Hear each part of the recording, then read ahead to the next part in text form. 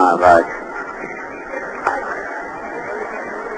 میرے محترم بھائی اور دوستو، اللہ تعالیٰ کے دربار میں انسان کی قیمت اس کے حسب نسب، اس کی شکل و صورت پر نہیں ہے، بلکہ اس کے اندر جو اس کی صفات ہیں، اس کے جسم سے جو نکلنے والے اعمال ہیں، اس کے لحاظ سے انسان کا وزن ہوتا ہے۔ ہم کسی کو تولتے ہیں اس کی دنیا پر، اس کی چیزوں پر، اس کے خاندان پر۔ یہ تول اللہ کے ہاں ہے نہیں۔ وہاں جو تول لگا ہوا ہے وہ ہے ان اکرمکم عند اللہ اتقاکم۔ سب سے زیادہ عزت وہ پاتا ہے جو سب سے زیادہ اللہ سے ڈرنے والا ہوتا ہے۔ قیامت کے دن ایک فرشتہ اللہ کی طرف سے اعلان کرے گا، الا وانکم جعلتم نسبا وجعلت نسبی۔ اے لوگو، ایک نسب تم نے بنایا، ایک ہم نے بنایا، یعنی ایک معیار عزت تم نے بنایا، ایک اللہ نے بنایا۔ جعلت اکرمکم اتقاکم، میں نے تمہیں بتایا کہ سب سے زیادہ عزت والا تقوی والا ہے۔ ولیکن ابیتم، تم نے تو انکار کر دیا۔ وقلتم ان فلان ابن فلان خیر من فلان ابن فلان، تم نے اپنے ہی گھر لیے، کسی کو مال کی وجہ سے عزت دی، کسی کو حکومت کی وجہ سے عزت دی، کسی کو شکل کی وجہ سے عزت دی، کسی کو کسی وجہ سے۔ جو میرا معیار تھا وہ تم نے ٹھکرا دیا، اپنے تم نے نئے نئے گھر لیے۔ الیوم اضع نسبکم وارفع نسبی، آج تم سب دیکھ لو گے تم نے جو معیار بنائے تھے وہ سب میں توڑ دوں گا، اور میں نے جو معیار بنایا تھا تقوی والے، عزت والے، وہ آج میں بلند کر دوں گا۔ پھر اللہ تعالیٰ اعلان فرمائیں گے، این المتقون، کہاں ہیں تقوی والے، کہاں ہیں اللہ سے ڈرنے والے؟ تو وہاں کا معیار صفات ہیں، اعمال ہیں، چیزیں نہیں۔ پھر ایک اور اعلان ہوگا، فلیکم اہل الصبر، صبر والے کھڑے ہو جاؤ۔ تو ایک جماعت کھڑی ہو جائے، اللہ تعالیٰ کہیں گے جاؤ بغیر حساب کتاب کے جنت میں چلے جاؤ۔ پھر اعلان ہوگا، فلیکم اہل الفضل، فضل والے کھڑے ہو جاؤ۔ پھر ایک جماعت کھڑی ہوگی، اللہ تعالیٰ فرمائیں گے جاؤ بغیر حساب کتاب کے جنت میں چلے جاؤ۔ پھر اعلان ہوگا، فلیکم جیران اللہ، اللہ کے پڑوسی کھڑے ہو جاؤ۔ پھر ایک جماعت کھڑی ہوگی، اللہ تعالیٰ فرمائیں گے جاؤ بغیر حساب کتاب کے جنت میں چلے جاؤ۔ ایک اعلان ہوگا، این الائمہ، این الفقہاء، این المؤذنون، کہاں ہیں نمازیں پڑھانے والے، کہاں ہیں علم والے فقہاء، اور کہاں ہیں اذان دینے والے؟ لیکن جن کو کوئی آج پوچھتا ہی کوئی نہیں۔ مؤذن تو بیچارہ ایک چپراسی سے بھی کم حیثیت رکھتا ہے۔ تو اللہ تعالیٰ ان کو بلا کر کہے گا چلو ان کے لیے ممبر بچھاؤ، ان کو بٹھاؤ، اور باقیوں کا کہے گا میں ان کا حساب لے لوں، تم یہاں آرام کرو۔ یہ وہاں کا معیار ہے، وہ اصلی ہے، وہ اللہ نے بنایا۔ جو ہم نے بنائے ہم بھی نقلی، ہمارے معیار بھی نقلی۔ تو انسان کی قیمت صفات پر ہے، اور صفات میں سب سے جو طاقتور اور سب عند اللہ انسان کو جانوروں کی صف سے نکال کر انسانوں کی صف میں کھڑا کرنے والی صفت ہے، وہ ایمان ہے۔ ایمان لانے سے انسان جانوروں سے نکل جاتا ہے، انسان انسانی شکل میں انسان ہوتا ہے۔ ورنہ اللہ تعالیٰ ارشاد فرماتے ہیں، اولئک کالانعام بل ھم اضل، یہ جانور ہیں بلکہ جانوروں سے بھی بدتر ہیں۔ پھر اسی مضمون کو اور زیادہ شدت اور سختی کے ساتھ اللہ نے بیان فرمایا، انہم الا کالانعام بل اضل سبیلا، یہ جانور کے علاوہ کچھ اور ہیں ہی نہیں، سوائے جانور کے اور کچھ انہیں کہا جا سکتا ہی نہیں، بلکہ ان سے بھی یہ بدراہ ہیں اور ان سے بھی زیادہ یہ گمراہ ہیں۔ تو بھائی کبھی جانوروں کے پیچھے چل کر بھی کسی کو منزل ملی، کبھی دیکھا کہ انسان گدھے کے پیچھے چل رہے ہوں، کتے کے پیچھے چل رہے ہوں، شیر کے پیچھے چل رہے ہوں، لومڑی کے پیچھے چل رہے ہوں، ان کی راہیں تو جنگل کو جاتی ہیں، تو ہم بھی جانوروں کے پیچھے چلیں گے تو جنگل میں پہنچ جائیں گے، جو ہم بھٹکنے کے سوا کچھ بھی نہیں ملتا۔ تو ایمان آج کہ مادیت اور مادہ پرستی کا توڑ ہے ایمان پر محنت کرنا. اس وقت کا جو بڑا مرض ہے وہ مادے کا یقین، یعنی پیسے کا یقین. چھوٹے بچے کو بھی آپ پیسے دے دیں، اسے واپس مانگے وہ نہیں دیتا. چھوٹا سا بچہ، اسے پتہ بھی نہیں ہے کیا چیز ہے، لیکن وہ اس کو واپس نہیں کرے گا. میں نے نہیں دینا. یہ فضا کا اثر ہے. جیسے فضا میں سردی ہو تو چھوٹے بچے کو بھی لگتی ہے، بڑے کو بھی لگتی ہے. فضا میں گرمی ہو چھوٹے کو بھی محسوس ہوتی ہے، بڑے کو بھی محسوس ہوتی ہے. اس فضا میں پیسے کا یقین اور پیسے اور مادے کا یقین اتنا گہرا اور راسخ ہو چکا ہے. سکھر میں ہماری جماعت تھی تو کچھ لوگ آئے، میں نے ایک ساتھی سے کہا ان کو تیار کرو، نقد چلے. تو وہ ہمارے ساتھی نے بات شروع کی. انہوں نے کہا میرے پاس تو پیسے کوئی نہیں. اس نے کہا اللہ تعالیٰ سب کچھ کر سکتا ہے، پیسے کے بغیر بھی کرتا ہے اور پیسے کے ساتھ بھی اللہ ہی کرتا ہے. تو تم اللہ سے مانگو، اللہ کر دے گا انتظام. وہ کہنے لگا پیسے کے بغیر اللہ کیسے کر سکتا ہے. وہ ان کی آپس میں بات ہو رہی تھی، وہ میں نے نہیں سنی، لیکن جب ایک دم وہ زور سے بولا غصے سے تو وہ میرے کانوں میں پڑی. وہ پیسے کے بغیر اللہ کیسے کرے گا. تو اس قدر پستی پیسے کے بغیر کچھ نہیں ہو سکتا. یہ جو 6 نمبر ہے نا، 6 نمبر، یہ آج کے مرض کا ایک علاج ہے. کیونکہ اس وقت یقین ہے پیسے کا. جس چیز کا یقین ہوتا ہے اسی کی پرستش ہوتی ہے. پیسے ہی کی پرستش ہے، اس کے لیے جھوٹ بولتے ہیں، اس کے لیے سود پر چلتے ہیں، اس کے لیے خیانت کرتے ہیں، اس کے لیے رشوت لیتے ہیں، اس کے لیے قتل کرتے ہیں. پھر اسی کو سیکھتے ہیں بڑے بڑے MBA کالج اور میڈیکل کالج اور ڈگری کالج اور فلاں کالج اور فلاں کالج. اس کے پیچھے ہے کیا؟ پیسہ ہے. اگر یہ اعلان ہو جائے کہ کسی ڈاکٹر کو نوکری نہیں ملے گی، جو جھاڑو دینا اچھی طرح جانے گا اس کو 22واں گریڈ ملے گا، سب جھاڑو پکڑ لیں گے. اگر یہ حکومت اعلان کر دے گا کسی ڈاکٹر کو ایک پیسہ نہیں ملے گا، کسی انجینئر کو ایک پیسہ نہیں ملے گا، کسی ماسٹر آف بزنس کو ایک پیسے کی نوکری نہیں ملے گی، جو نالیاں صاف کرنا اچھی طرح جانتا اس کو 1 لاکھ روپیہ مہینے کی تنخواہ ملے گی، یہ سارے لڑکوں کے ہاتھ میں جھاڑو ہوں گے. تو جو سیکھنا سکھانا ہے اس کے پیچھے بھی پیسہ محرک ہے. پھر سارا دن تذکرے بھی اسی کے ہیں. پھر پیسے کو وزن پر انسان کا وزن کیا جاتا ہے. پیسے کے وزن پر، چیزوں کے وزن پر انسان کا وزن کیا جاتا ہے. اسی کو مقصود بنا کے سفر کیے جاتے ہیں. اسی کی سارا دن بازاروں میں تبلیغ ہو رہی ہے، اسی کی سارا دن شہروں میں تبلیغ ہو رہی، دیہاتوں میں تبلیغ ہو رہی، سارے عالم میں تبلیغ ہو رہی ہے. تو ایک جو جڑ ہے مذہب، اس کے گرد یہ چند چیزیں انسان ان کو لے کر گردش کر رہا ہے. اس کا یقین، اسی کی پوجا، اسی کو سیکھنا، اسی کے تذکرے، اسی پر انسانوں کو تولنا، اسی پر انسانوں کا وزن کرنا اور اسی کو بنیاد بنا کر محنت کرنا اور اسی کو لے کر دنیا میں پھرنا. ساری دنیا میں تجارتی منڈیوں پر قبضہ کرنے کی کوششیں، مال کی پھیلانے کی، اپنی تجارتوں کو پھیلانے کی عالمی دوڑ. ایمان پر جو محنت ہے یہ پہلی جڑ کاٹ دے گی. جو تو پیسے کا یقین اترا ہوا ہے، جو لا الہ الا اللہ پر محنت کرے گا اور اس کے دل میں لا الہ الا اللہ راسخ ہو جائے گا، اس کے اندر سے سب سے پہلی برائی نکل جائے گی. پیسے والا یقین اس کا نکلے گا. اور یقین بڑا مشکل سبق ہے اسلام میں. اندیکھی چیز پر اعتماد کر کے چلنا اور نظر آنے والی چیزوں کو جھٹلانا یہ آسان چیز نہیں ہوتی. حضرت عیسیٰ علیہ السلام کا فرمان ہے لو کان لابن آدم قدر شعیر من الیقین مشى علی الماء. اگر انسان کے پاس ایک جو کے دانے کے برابر بھی یقین ہو تو یہ پانیوں پہ چل سکتا ہے، پانی اس کا کچھ بگاڑ نہیں سکے گا. اتنا کو یقین نصیب ہو جائے.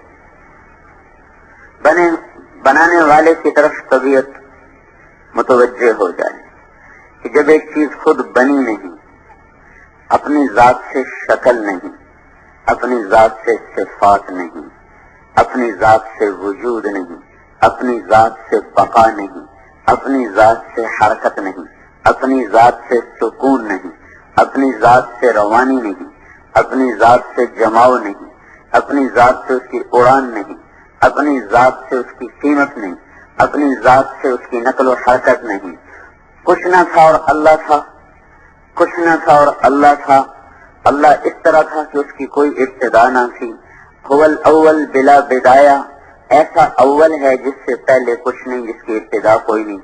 هو الاخر بلا نہایا، ایسا آخر ہے کہ اس کی کوئی انتہا کوئی نہیں. وہ ایسا قدیم ہے جو ابتدا سے پاک ہے، ایسا دائمی ہے جو انتہا سے پاک ہے. وہ اپنی ذات میں ایسا ہے، نہ کسی سے بنا، نہ کوئی اس سے بنا، نہ کوئی اس سے نکلا، نہ وہ کسی سے نکلا، نہ کسی سے وراثت ملی، نہ آگے اس کا کوئی وارث. یہ چیز کسی کو بھی کمزور کر دیتی، کسی سے لینا اور آگے دینا، یہ کمزور کر دینے والی چیز ہے. اللہ وہ ذات ہے، نہ اوپر سے کہیں سے اس کو ملک ملا ہے، نہ آگے اس کا کوئی وارث ہے جس کو وہ دے گا کہ اس سے وہ دب کے چلے. اولاد بڑی ہو جائے، ماں باپ دبنا شروع ہو جاتے ہیں، ماں باپ چپ ہونا شروع ہو جاتے ہیں، اولادیں ان کی آوازیں بلند ہونا شروع ہو جاتی ہیں. تو اللہ تعالیٰ وہ ذات ہے میرے بھائیو، جب کچھ نہیں تھا وہ موجود تھا، پھر سب کچھ بنایا، کچھ نہ سے بنایا. خالق بنانے والا، خالق بنانے والا، مبدی بنانے والا. کون سا بنانے والا؟ ہم نے یہ سٹینڈ لوہے سے بنایا اور یہ ممبر لکڑی سے بنایا اور یہ پنکھے لوہے سے بنائے. مبدی وہ بنانے والا جو کچھ نہ ہو اور سب کچھ بنا دے، جو لوہے کے بغیر لوہا بنائے. مبدی جو لکڑی کے بغیر لکڑی بنائے.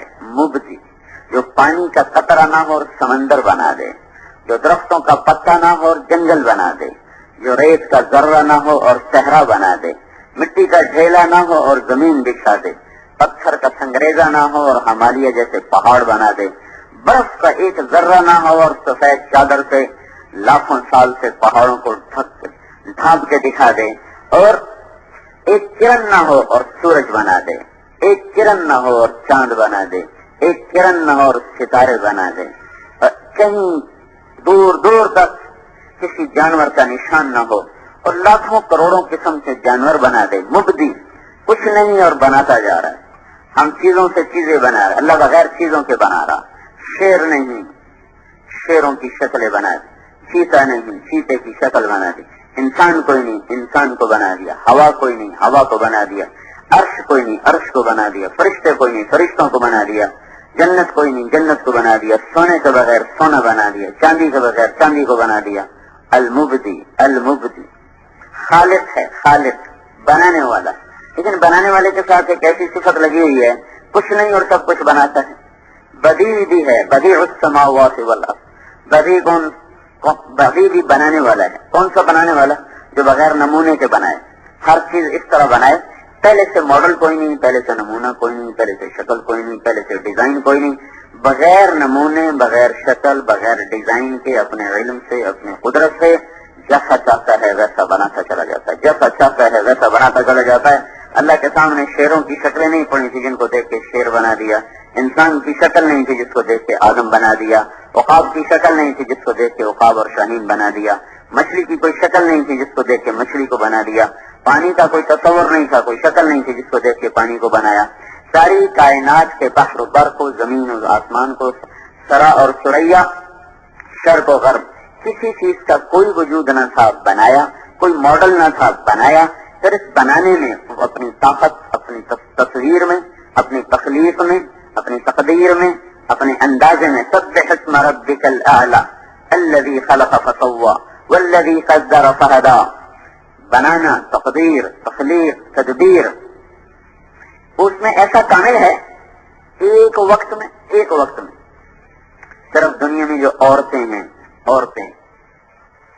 ان کے اندر حمل ٹھہر رہا اور مختلف مراحل میں بچے چل رہے ہیں. اسی وقت میں کروڑوں مادہ جانور ہیں چوپائے، ان کے اندر حمل ٹھہر رہا. اسی وقت میں کھرب مچھر مادہ ہیں، ایک ایک مادہ 300 انڈے دیتی ہے. ایک شہد کی مکھی 30 ہزار انڈے دیتی ہے. اور اس طرح جانوروں میں انڈے دینے والے، مچھلیاں سمندر میں انڈے دینے والی، درختوں پہ پرندے انڈے دینے والے کروڑ ہا کروڑ، ارب ہا ارب، کھرب ہا کھرب. اور مخلوقات ہیں، پھر یہ تمام کے تمام اللہ تعالیٰ کے کارخانے قدرت میں ایک وقت میں بن رہے ہیں، اور ایک وقت میں کروڑوں قسم کی مختلف قسم کی مصنوعات تیار ہو رہی، مخلوقات تیار ہو رہی ہیں۔ ماں کے پیٹ میں کہیں بچہ بن چکا ہے، کہیں بن رہا ہے، کسی کے پیٹ میں آنکھ بن رہی، کسی کا ہاتھ بن رہا، کسی کے ناخن بن رہے، کسی کے پاؤں بن رہے، کسی کی کمر کی ہڈی بن رہی، کسی کا دل بن رہا، کہیں پھیپھڑے بن رہے، کہیں کان بن رہے، کہیں دماغ بن رہا، کہیں زبان بن رہی، اور کہیں ہاتھ بن رہا، کہیں اس کی انگلیاں بن رہی، کہیں کونی بن رہی، کہیں چھاتی بن رہی، کہیں سینہ بن رہا، کہیں پھیپھڑے بن رہے، کہیں آنکھیں بن رہی، کہیں جگر بن رہا، کہیں تلی بن رہی، کہیں مثانہ بن رہا، کہیں ٹانگیں بن رہی، کہیں ران بن رہی، کہیں گھٹنے بن رہے، کہیں ہڈیاں بن رہی، کہیں گوشت چڑھایا جا رہا، کہیں کھال لگائی جا رہی، کہیں آنکھوں میں رنگ بھرا جا رہا، اور اس کا ڈیزائن ایسا بنایا جا رہا ہے کہ دھرتی میں کوئی آنکھ ایسی نہ ہو، انگلی بنائی جا رہی، ایسی بنائی جا رہی کہ دھرتی میں کسی کی کوئی انگلی ایسی نہ ہو۔ انگلی چھوڑو بھائی، یہ جو پورے ہیں پورے، ان پہ لگنے والی لکیریں بھی ایک جیسی نہ ہوں۔ یہ سارا نظام اللہ تعالیٰ ایک وقت میں بنا رہا، دیکھ رہا، چلا رہا۔ اسی کے ساتھ کھرب انڈے پڑے ہوئے، ان سب پر اللہ کی تدبیر چل رہی، تقدیر چل رہی، تخلیق چل رہی، اللہ تعالیٰ کا نظام چل رہا۔ اس ساری کائنات کے بناتے ہوئے پھر ادھر نباتات میں کہیں پھول نکل رہے، کہیں کلیاں نکل رہی، کہیں خوشے لگ رہے، کہیں گوشے پک رہے، کہیں پھل پک رہے، کہیں رس بھرا جا رہا، کہیں مٹھاس بھری جا رہی، کہیں کڑواہٹ بھری جا رہی، کہیں کسیلا بن بھرا جا رہا، کہیں سفیدی گئی، کہیں سفید پینٹ ہو رہا ہے، کہیں سرخ پینٹ ہو رہا ہے، کہیں سبز پینٹ ہو رہا ہے، کہیں بیجوں کو بکھیر کے ڈالا جا رہا ہے، کہیں کٹھا کر کے رکھا جا رہا، کسی پھل کو موٹا کیا جا رہا، کسی کو چھوٹا کیا جا رہا، کسی کو نیلا، کسی کو پیلا، کسی کو سفید، کسی کو سرخ، کوئی زمین کے اندر اگ رہا، کوئی زمین کے اوپر بچھ رہا، کوئی تھوڑا سا اوپر کر کے نکل رہا، کوئی اس سے اوپر نکل رہا، کوئی اس سے اوپر نکل رہا، کوئی 50 فٹ کی بلندی پہ جا کے پیدا ہو رہا، کسی کے اندر پانی بھرا جا رہا، کسی کے اندر گودا بھرا جا رہا، کسی کے اندر رس بھرا جا رہا۔ گنے کے اندر اللہ تعالیٰ شربت کی بوتلیں تیار کر کے پیک کر کے نکال رہا۔ اس سارے بحر و بر کی مخلوقات میں پھر زمین پانی کے اندر کھرب قسم کی مچھلیاں، وہ انڈے دے رہی، ان سے بچے نکل رہے، ان کے نظام چل رہے، جھپٹنے والے عقاب، بل کھانے والے سانپ، تو کسی میں زہر بن رہا، کسی میں شہد بن رہا، کہیں میں پانی بن رہا، کہیں میں کچھ بن رہا، کہیں میں کچھ بن رہا۔ اللہ وہ ہستی ہے جو سارے کارخانے میں ایک دفعہ بھی خطا نہیں کھاتا، کہیں خطا نہیں کھاتا، ایک دفعہ بھی خطا نہیں کھاتا۔ مور کے انڈے سے مرغا نکلا ہے، مرغے سے بکرا نکلا ہے، بکرے سے کتا نکلا ہے، کتے سے بندر نکلا ہے، بندر سے فاختہ نکلا ہے، فاختہ کے انڈے سے کوئل نکلا ہے۔ اتنا جو نظام چل رہا ہے، کہیں تو کوئی خطا ہو، کہیں تو کوئی غلطی ہو، وہ اللہ ہے جو ساری کائنات کو بلا خطا بناتا ہے۔ خلقک فسواک فعدلک قدر فہدا، وہی ہے جو بنانے والا، وہی ہے پھر بنانے کے ساتھ اس کی چال بدلو، اس کی ڈھال بدلو، اس کی آواز بدلو، اس کا لہجہ بدلو، اس کی عادات بدلو، اس کی شکل بدلو، شکل سے شکل نہ ملے، آواز سے آواز نہ ملے، چال سے چال نہ ملے، عادات سے عادات نہ ملے، ان ساری چیزوں میں جدا جدا کر کے پیدا کرو، کہیں آپس میں جھگڑنے شروع ہو جاؤ، کہیں میرا بیٹا، وہ کہیں میرا بیٹا۔ ساری کائنات کی شکلیں جدا، رنگ جدا، ذائقے جدا، اور چال جدا، انداز جدا، پھر ان کے اندر ان کا علم بھرو، ان کی ضرورتوں کو بھرو۔ فاختہ نے کیا کھانا ہے اس کو پیدا ہوتے ہی سکھاؤ، مرغی کے انڈے سے، مرغی کے بچے نے نکلتے ہی کیسے کھانا ہے، کیسے دانا چگنا ہے، ہم تو اپنے بچوں کو 2.5 سال تک سکھاتے رہتے ہیں۔ مرغی کا بچہ انڈے سے نکلا ایسے ٹک ٹک ٹک ٹک ٹک ٹک دانا چگنا شروع کر دیا، ان کو تیرنا، مرغابی کے بچے کو انڈے سے نکالا، پانی میں ڈالا، اس نے تیرنا شروع کر دیا، سانپ کے بچوں کو نکالا، اس نے بل کھانا اور لہرانا شروع کر دیا۔ یہ سارا نظام ان کو دینا، ان کو سکھاؤ، ان کو کھلاؤ، ان کو پلاؤ، ان کو ان کا انداز دو۔ زہر سانپ نے بنانا ہے، کیسے بنانا ہے، پیچیدہ مشکل ترین عمل ہے، جس سے زہر بن کر اس کے جا کر یہاں گلینڈ میں جمع ہوتا ہے، وہ کھا رہا، وہی غذا ہے، یہی گھاس پھوس میں سے چیزیں کھینچ کے سانپ کھا رہا، کبھی وہ مینڈک کو پکڑ کے کھا گیا، کبھی چوہا پکڑ کے کھا گیا، اسی چوہے کو بلی نے کھایا تو زہر نہ بنا، اسی چوہے کو سانپ نے کھایا تو زہر بن گیا، اسی پانی کو بکری نے پیا تو اس کے پیٹ میں جا کے دودھ بن گیا، اسی پانی کو سانپ نے پیا، اس کے پیٹ میں جا کے زہر بن گیا، اسی پانی کو ہرن نے پیا، اس کے پیٹ میں جا کے مشک بن گیا، اسی پانی کو ریشم کے کیڑے نے پیا، اس کے اندر سے وہ ریشم بن کے نکلا۔ یہ ساری آیات و نشانیاں ہیں جو یہ بتاتی ہیں کہ ایک اللہ ہے جو اس کائنات کا مالک ہے، جو اس اللہ کو اپنے ساتھ لے لے گا اس کے سارے مسئلے حل ہو جائیں گے۔ اس وقت کی مادہ پرستی کا شافی علاج، کافی علاج لا الہ الا اللہ، اللہ پر اعتماد، اللہ پر یقین اور اللہ پر توکل. جو دل اللہ کی طرف پھر جائے گا، اللہ تعالیٰ کا پہلا فضل اس پہ یہ ہوگا کہ مخلوق سے اس کو بے نیاز کر دے گا. سالم بن عبداللہ بن عمر بیت اللہ کا طواف کر رہے تھے، حضرت عمر کے پوتے ہیں، بہت بڑے عالم تھے. تو ہشام بن عبد الملک بڑا بادشاہ تھا، تو وہ بھی بیت اللہ کا طواف کر رہا تھا. تو وہ کہنے لگا سالم سے کہ کوئی حاجت، کوئی ضرورت؟ تو وہ کہنے لگے اللہ کے گھر میں اللہ کو چھوڑ کے کسی اور سے مانگوں، بڑی چھوٹی بات. تو وہ ہشام چپ ہو گیا. جب طواف کر کے باہر نکلے، کہنے لگا آپ تو بتاؤ. کہنے لگے کیا بتاؤں؟ کا کوئی ضرورت بتاؤ. کہنے لگے دنیا کی بتاؤں آخرت کی بتاؤں؟ کہنے لگا دنیا کی بتاؤ، آخرت کی میں کیا کر سکتا ہوں؟ تو کہنے لگے ما سألت من یملکھا فکیف من لا یملکھا، دنیا تو کبھی دنیا کے بنانے والے سے نہیں مانگی، تو اس سے کیا مانگوں گا. قتیبہ بن بکار رحمۃ اللہ علیہ کی مجلس میں احمد بن طولون آیا کرتا تھا، ان کا درس ہوتا تھا، اس میں آ کے بیٹھا کرتا. احمد بن طولون مصر کا بادشاہ تھا. ہر سال 1000 دینار ہوتا تھا 4.5 ماشے سونے کا. 1000 دینار کی تھیلی سربا مہر لگی ہوئی، سرکاری مہر لگی ہوئی، ان کی خدمت میں ہدیہ پیش کرتا تھا. 18 برس ان کی خدمت میں آ کے بیٹھتا رہا اور ہر سال 1000 دینار کی تھیلی ان کی خدمت میں پیش کرتا رہا. اور یہ وہ دور تھا، 1 دینار ہوتا تھا 15 درہم کا، 1 دینار کے 15 درہم آتے تھے. اور اس زمانے میں، اس دور میں 300 درہم کے ساتھ ایک متوسط گھر آسانی سے سال گزار لیتا تھا.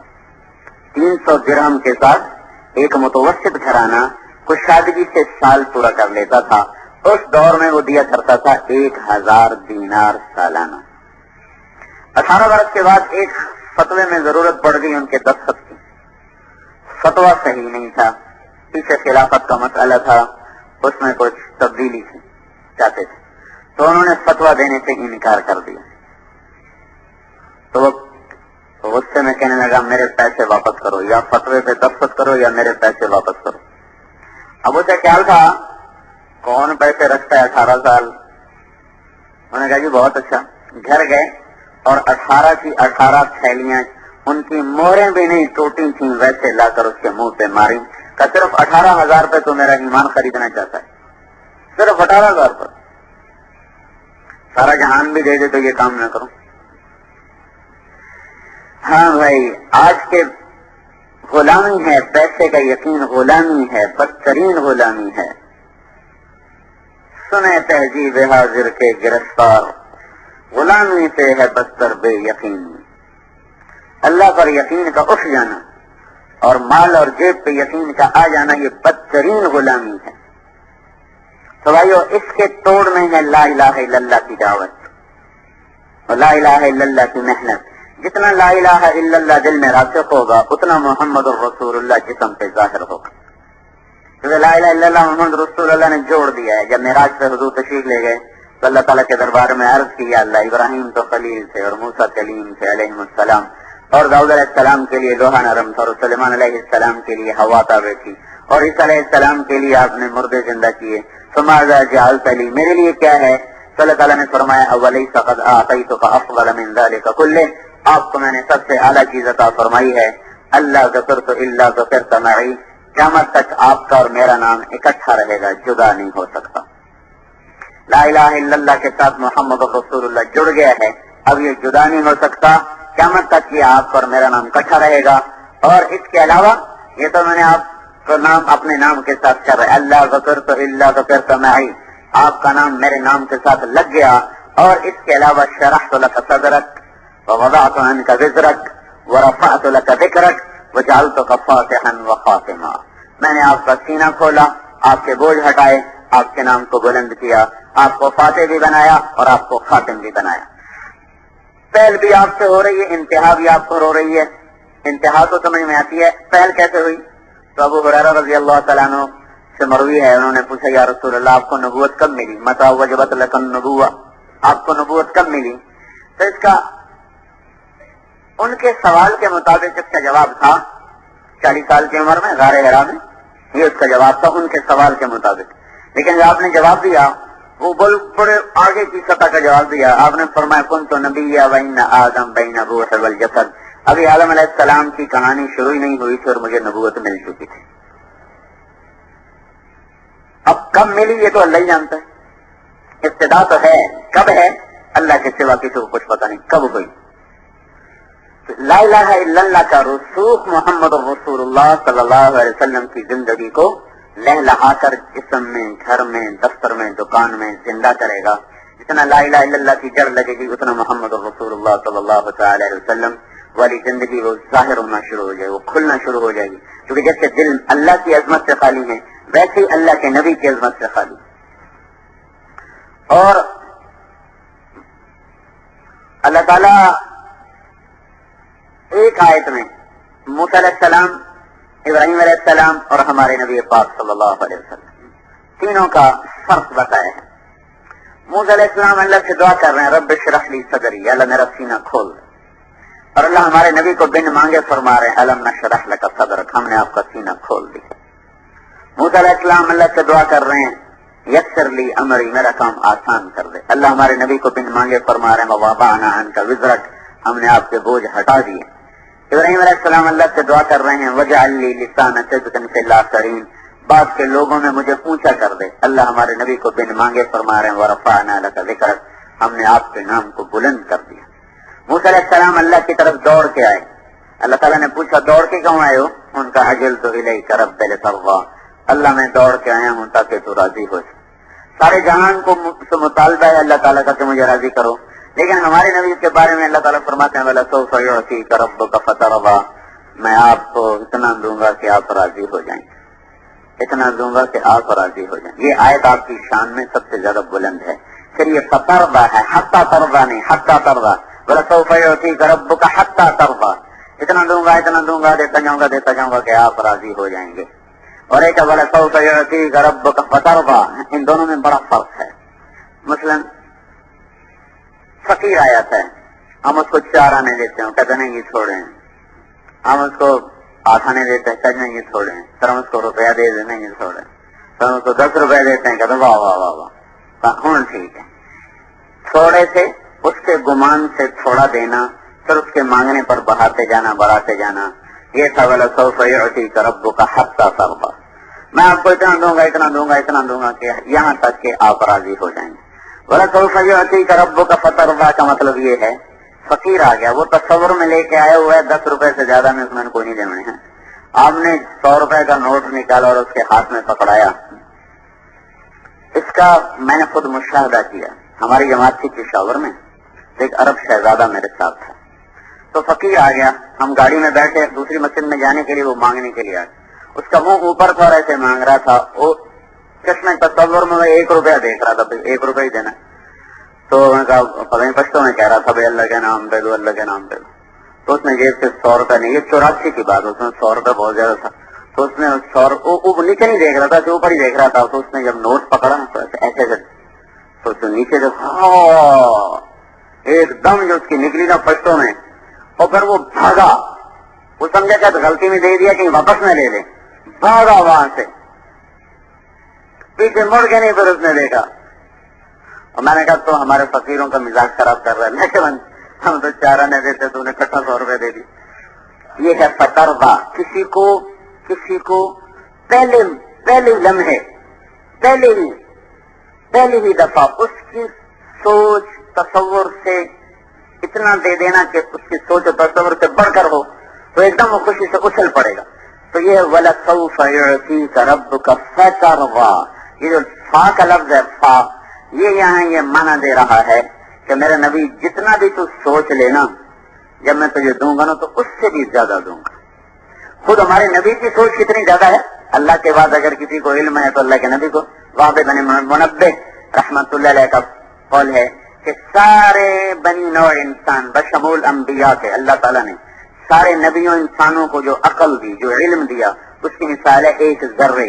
جو ہمارے نبی کو علم اور عقل دیا اس کی مثال ہے ایک صحرا.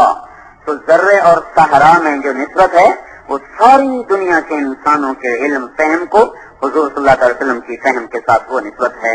اور اللہ تعالیٰ یوں کہہ رہا ہے کہ پہلی ہی دفعہ تمہیں اتنا دوں گا کہ تو دیکھتے ہی خوش ہو جائے گا, خوشی سے اچھل پڑے گا. یہ فترضہ کا ترجمہ اگر یوں کیا جائے کہ میں آپ کو اتنا دوں گا کہ آپ خوشی سے اچھل پڑیں گے, تو یہ کوئی قاعدے کے خلاف نہیں ہے. فترضہ ایک دم بس آپ راضی ہو جائیں گے. کہ جو اللہ اپنے محبوب کو راضی کرنے کے لیے ایسے ناز نخرے برداشت کر رہا ہو, تو وہ ہم تو اس کے امتی ہیں, ان کے ہم اللہ کے بعد اگر کسی کا ہم پر احسان ہے تو اللہ کے نبی کا ہے. تو ان کے سانچوں میں, ان کے طریقوں میں ڈھل کے چلنا, یہ اللہ کے دربار میں عزت اور کامیابی کا راستہ ہے. پھر اس کے بعد ہے کہ لوگ ویسے ہیں کہ پجاری بنے پڑے ہیں تو اس کے توڑ میں نماز ہے کہ اللہ کی پوجا ہمیں آ جائے. ہم نماز پڑھتے ہیں, لیکن یہ وہ نماز نہیں ہے جو اللہ ہم سے چاہتا ہے. اللہ ہم سے جو نماز چاہتا ہے وہ ہے اقم الصلاۃ لذکری, میری یاد والی نماز ہو. جب اللہ اکبر کہو تو پھر اللہ کے سوا کوئی اس میں اور آنے نہ پائے, کسی اور کی طرف دھیان نہ جائے. ابن القیم رحمۃ اللہ علیہ نے اپنی کتاب مدارج السالکین میں نمازیوں کے 5 درجے لکھے ہیں کہ نمازی 5 طرح کے ہوتے. ایک نمازی وہ ہے جو کبھی 5 پڑھ لیتا ہے, کبھی 5 چھوڑ دیتا ہے, کبھی 2 پڑھ لیتا ہے, کبھی 3 پڑھ لیتا ہے.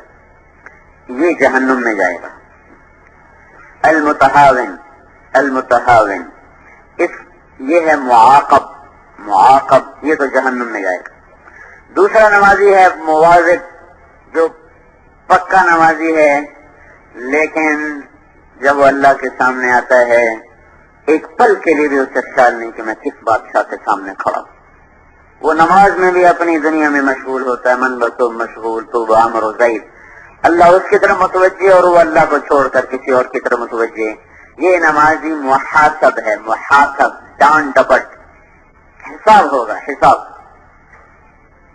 تیسرا نمازی وہ ہے جب اللہ اکبر کہتا ہے تو کوشش کرتا ہے اللہ کے سامنے کھڑا رہوں, لیکن کبھی اللہ کے سامنے, کبھی گھر کے سامنے, کبھی اللہ سامنے, کبھی دکان سامنے, کبھی اللہ سامنے, کبھی دفتر سامنے. تو وہ اس طرح ڈولتا رہتا ہے, کوشش بھی نہیں چھوڑتا اور پورا بھی نہیں ہوتا. تو یہ اس کے بارے میں لکھا ہے معفو عنہ, اس سے درگزر ہو جائے گی. چلو بھائی 33 نمبر لے کے پاس کر دو. 3rd ڈویژن پاس کو بھی کبھی نوکری ملی تو فل ڈویژن کو نہیں ملتی, تو یہ پاس ہو جائے گا, ڈنڈوں سے سزا سے بچ جائے گا. 4تھے درجے کا نمازی وہ ہے جب وہ اللہ اکبر کہتا ہے تو پھر اللہ ہی کے دھیان میں ہوتا ہے, کسی اور کا دھیان, کسی اور کا خیال, کسی اور کا تصور ایک پل کے لیے بھی اس کے اندر میں داخل نہیں ہوتا. یہ ہے ماجور. یہاں سے نماز کے برکتیں, وعدے, اجر و ثواب شروع ہوتے ہیں. قرآن میں نماز کے اجر و ثواب, حدیث پاک میں نماز کے اجر و ثواب یہاں سے شروع ہوتے ہیں. جو اللہ اکبر کے بعد صرف اللہ کے دھیان میں ہوتا ہے اور اللہ کے سوا کسی کے تصور میں نہیں کھڑا ہوتا. یہ 4تھے درجے کا نماز. 5ویں درجے کا نمازی وہ ہے جب وہ اللہ اکبر کہتا ہے تو نماز اس کی آنکھوں کی ٹھنڈک بن جاتی. جعلت قرۃ عینی فی الصلاۃ, آنکھوں کی ٹھنڈک نماز. ابو ریحانہ رضی اللہ تعالیٰ عنہ سفر سے واپس آئے, ان کی بیوی گھر میں داخل ہوئے, سفر سے واپس آئے, بیوی کو بھی انتظار, خامد کو بھی انتظار, خلوت میں ہیں. اسے کہنے کہ میں 2 نفل پڑھ لوں پھر بیٹھتا ہوں تیرے پاس. 2 نفل کی نیت باندھی اور جو شروع ہوئے پیچھے وہ انتظار میں, یہ آگے رفتار میں, یہاں تک کہ فجر کی اذان ہو گئی اور ان کی 2 رکعت ختم نہ ہوئی. جب سلام ٹھہرا تو ان کی بیوی نے کہا اما لنا من کا نفسی, میرا کوئی حق نہیں. تو کہنے لگے میں تو بھول ہی گیا. میں بھول ہی گیا. وہ کہنے کہ اللہ تیرا بھلا کرے, ایک کمرے میں تو کیسے بھول گیا, ادھر تو چلا باہر ہوتا ہے پھر بھی نہیں بھولتی. اب تو ویسے ٹیلی فون جیبوں میں پڑے ہوئے ہیں, شام کی کارگزاری روز سنا رہے ہیں ان کو. اور وہ ایک کمرے میں میں بھول گیا. اور تو کیسے بھول گئے کہ جب میں نے نماز شروع کی تو جنت میرے سامنے کھل کے اس طرح آئی تو مجھے یاد ہی نہیں رہا میں کہاں کھڑا ہوں. जुइलत कुर्रतु ऐनी फी अस्सलाह, आंखों की ठंडक नमाज। याकूब अलैहिस्सलाम और यूसुफ अलैहिस्सलाम को 40 साल जुदा रखा, 40 साल। जब इनको मिला दिया तो फिर अल्लाह ताला ने याकूब अलैहिस्सलाम से फरमाया, तुझे बताऊं क्यों जुदा किया था?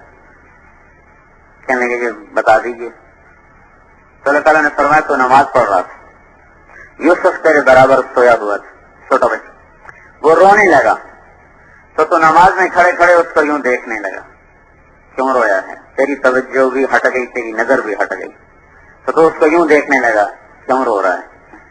कहा मुझे इस पे गैरत आई, मेरा नबी हो और मेरे सामने, और फिर मखलूक को देख के भी सही, सोचे भी सही, इन आंखों को भी वापस ले लूंगा जो उधर उठी हैं, और जुदा भी कर दूंगा जिसकी तरफ इसका ख्याल गया है।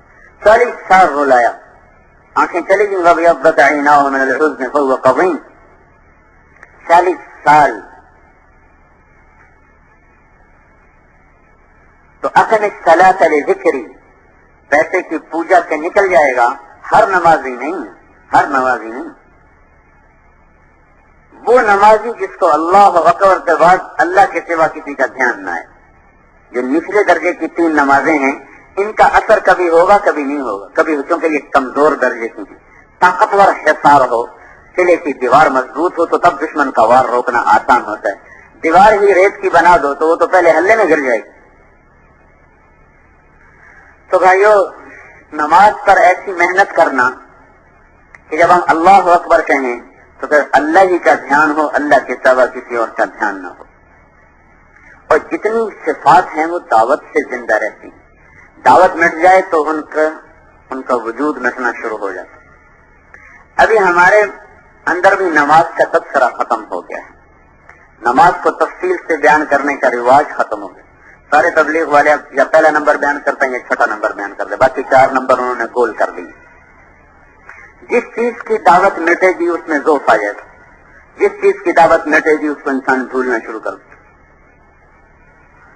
मैं जब यहाँ लाहौर पढ़ता था तो सबसे पहला असर जो मेरे ऊपर तबलीग का हुआ वो बातों का नहीं हुआ, बात तो सुनते ही नहीं था, बल्कि वो नईमुद्दीन चौधरी साहब बड़ा आदमी है, ढाके में होता है, अल्लाह ने उसको बड़ा दिमाग दिया था, इधर भी पूरा था, तबलीग में भी पूरा था, हर जगह गोल्ड मेडल लिया, हर जगह गोल्ड मेडल लिया। तो हम वो मैंने खुद उसको कमरे से निकाल दिया, अपने कमरे से, खबरदार दोबारा मेरे कमरे में। तो एक दिन क्या हुआ, मैंने उसको नमाज पढ़ते देखा, वो जिस तरह नमाज पढ़ रहा था मैंने जिंदगी में ऐसी नमाज कभी देखी नहीं।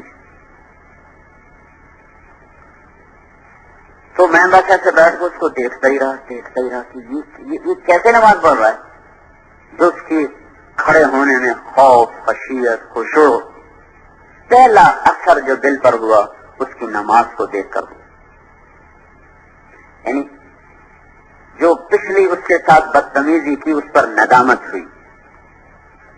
फिर जो दूसरा असर हुआ वो भी नमाज का हुआ कि मैं आया न्यू हॉस्टल कुछ अपने दोस्तों से मिलने के लिए, तो कैंटीन के बाहर वो टेबल्स होते थे, उसमें हम बैठे कुछ खा पी रहे थे, इतने में असर की अजान हो गई। मस्जिद हॉस्टल के अंदर थे, मेरा मुंह इस तरह था सामने ब्लॉक की तरफ, तो सामने सीढ़ियां थी, तो मैंने देखा वो सीढ़ियों से घिसटता हुआ नीचे आ रहा, तो उसकी टांग टूटी हुई, बिसाखियां थी नहीं, तो उसने सारी सीढ़ियों को घिसटते हुए वो उबूर किया, नीचे उतरा, पूरा यहां से लेकर वहां तक मस्जिद थी, इतना लंबा बरामदा था, ये सारा वो घिसटता हुआ गया, और हम हंस रहे थे, खिलखिला रहे थे। एकदम जिस पे नजर पड़ी तो चुप हम, और हम उसको देख रहे, हमारी नजरें उसका ताक़ुब कर रही, और वो उसी तरह घिसटता हुआ गया, और जाकर उसने नमाज पढ़ी। फिर थोड़ी देर बाद हमने उसको निकलते देखा, वो भी उसी तरह वो घिसटता हुआ वापस जो सारी सीढ़ियां चढ़कर अपने वो कमरे में गया। ये दूसरा तासुर भी नमाज ने तबीयत पे छोड़। अब तो तबलीग वाले गैर तबलीग वाले की नमाज में फर्क ही नजर नहीं आता। जैसा वो कत्ल कर रहा होता है नमाज, तो ऐसी जो जमात निकली होती वो कत्ल कर रही होती नमाज को। अल्लाह की राह में निकला हुआ हो, साल साल लगा हुआ हो, और नमाज में वही बेतरतीबी, वही बेध्यानी, تو یہ پھیلانا کیا چاہتے ہیں؟ کون سا درد و غم دنیا میں پھیلانا چاہتے ہیں؟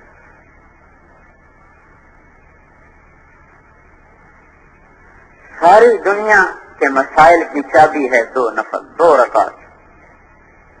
اللہ کے نبی نے کر کے دکھایا، بتلا کے قم فصل فإن فی الصلاۃ شفاء۔ اٹھ ابو ہریرہ پڑھ نماز میں شفا ہے۔ 4 دن گزر گئے، گھر میں کچھ نہیں۔ 3 دن کا فاقہ تو آپ برداشت کیا کرتے تھے، 4تھا دن آ گیا کچھ نہیں۔ عائشہ رضی اللہ تعالیٰ نے سے کہنے لگے اب تو اللہ سے مانگتا ہوں جا کے۔ تم کہاں گئے مانگنے؟ مسجد میں 2 رکعت کی نیت باندھی، ایک ستون کے پیچھے سلام پھیرا، پھر دوسرے ستون کے پیچھے نیت باندھی، پھر سلام پھیرا، پھر تیسرے ستون کے پیچھے۔ ستون بہت زیادہ تھے مسجد نبوی میں کھجور کے، جگہ بدل رہے نفل پڑھ رہے، جگہ بدل رہے نفل پڑھ رہے۔ پیچھے سے حضرت عثمان رضی اللہ تعالیٰ عنہ آئے، انہوں نے پوچھا اللہ کے رسول کہاں ہیں؟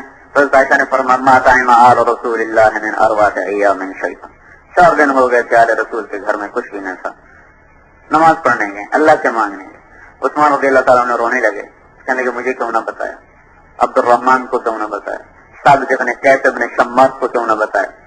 پھر گھر گئے اور اونٹ بھر کے لائے، سامان اتارا رکھا، پھر دوبارہ گئے، جو پکانے میں دیر لگے گی، جو گھر میں پکا تھا وہ بھی لے گئے، سالن پکا تھا، روٹی پکی تھی، جو بھی پکا تھا اٹھا کے لا کے رکھا اور واپس چلے گئے۔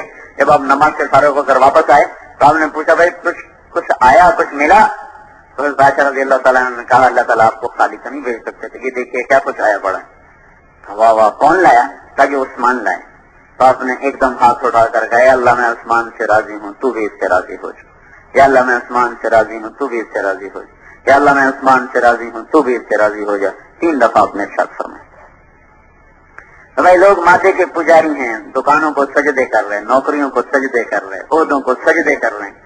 ہم اللہ کو سجدے کریں، وہ سجدے جو اللہ دیکھنا چاہتا ہے، وہ سجدے جس میں اللہ ہو، اللہ کے سوا کوئی نہ ہو۔ یہ محنت سے یہ چیز آتی ہے، بغیر محنت کے ہم صرف پڑھتے ہیں، نماز سے محنت کوئی نہیں ہماری۔ پھر دعوت بھی مٹ چکی ہے، اب نماز ایسے ہی چلتے چلتے تھوڑی سی بات کر جاتے ہیں بس۔ تو اس لیے اپنے اندر سے بھی نماز کی عظمت اور اہتمام اور نماز کے لیے ایک بے قراری وہ ختم ہو گئی۔ نفل مختصر کرو بھائی، مختصر کرو بھائی۔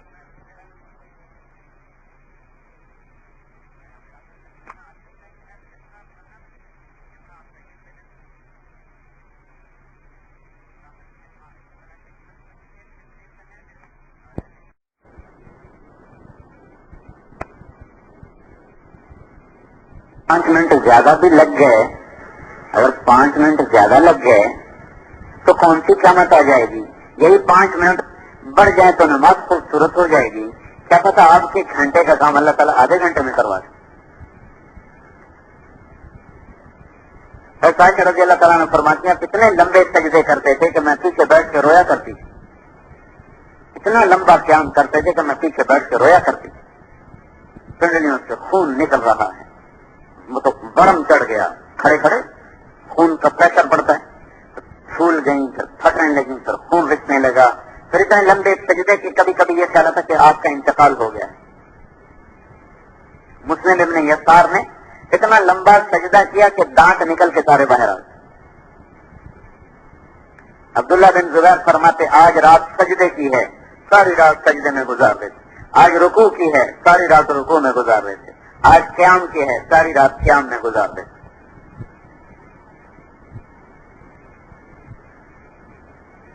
عثمان رضی اللہ تعالیٰ عنہ امیر المومنین ہیں، امیر المومنین، کتنے کام کا بوجھ ہوگا ان پر۔ عبد الرحمن تیمی فرماتے ہیں میں نے دیکھا مسجد میں آ رہے تھے، جوتا ہاتھ میں تھا، وضو کا پانی ٹپک رہا تھا، جوتا ایک طرف رکھا، میرے قریب نماز کی نیت باندھ کے کھڑے ہو گئے۔ الف لام میم ذالک الکتاب سے کہانی چھیڑ دی۔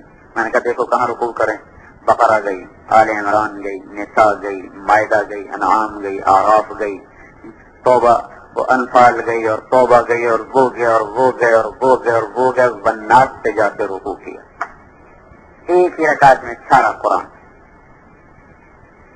نماز کے ذوق تو ہیں، نماز پڑھتے ہوئے دیکھ کر پتا تو لگے کہ اس آدمی کا دل نماز میں لگا ہوا ہے، یہ تو نکلنا ہی نہیں چاہتا، اور ہمیں دیکھ کے تو پتا چلتا ہے کہ یہ تو بھاگنا چاہتا ہے نماز سے۔ مادے کی پرستش سے وہ نکلے گا جو اپنی نماز پہ محنت کرے گا۔ نماز کی محنت میں ایک نظر کی حفاظت سے نماز بڑی جلدی ٹھیک ہوتی. بہت سے اور چیزیں ہیں نماز کو بنانے کے لیے، ان میں نظر کی حفاظت سے نماز بڑی جلدی ٹھیک ہوتی. جس کی نظر خراب ہو اس کی نماز قیامت تک ٹھیک نہیں ہوگی. جیسے دروازہ کھلا ہو تو اندر میں گرد و غبار آتا رہے گا. آپ جتنا مرضی جھاڑو دے لے ادھر سے آ جائے گا، ادھر سے دے گا ادھر سے آ جائے گا، ادھر سے دے گا ادھر سے آ جائے گا. دروازہ بند کر دے پھر صاف ہو جائے گا. تو نظر ایک دل کا دروازہ ہے، جب یہ کھلی رہتی ہے تو دل کے اندر گرد و غبار آتا رہتا ہے.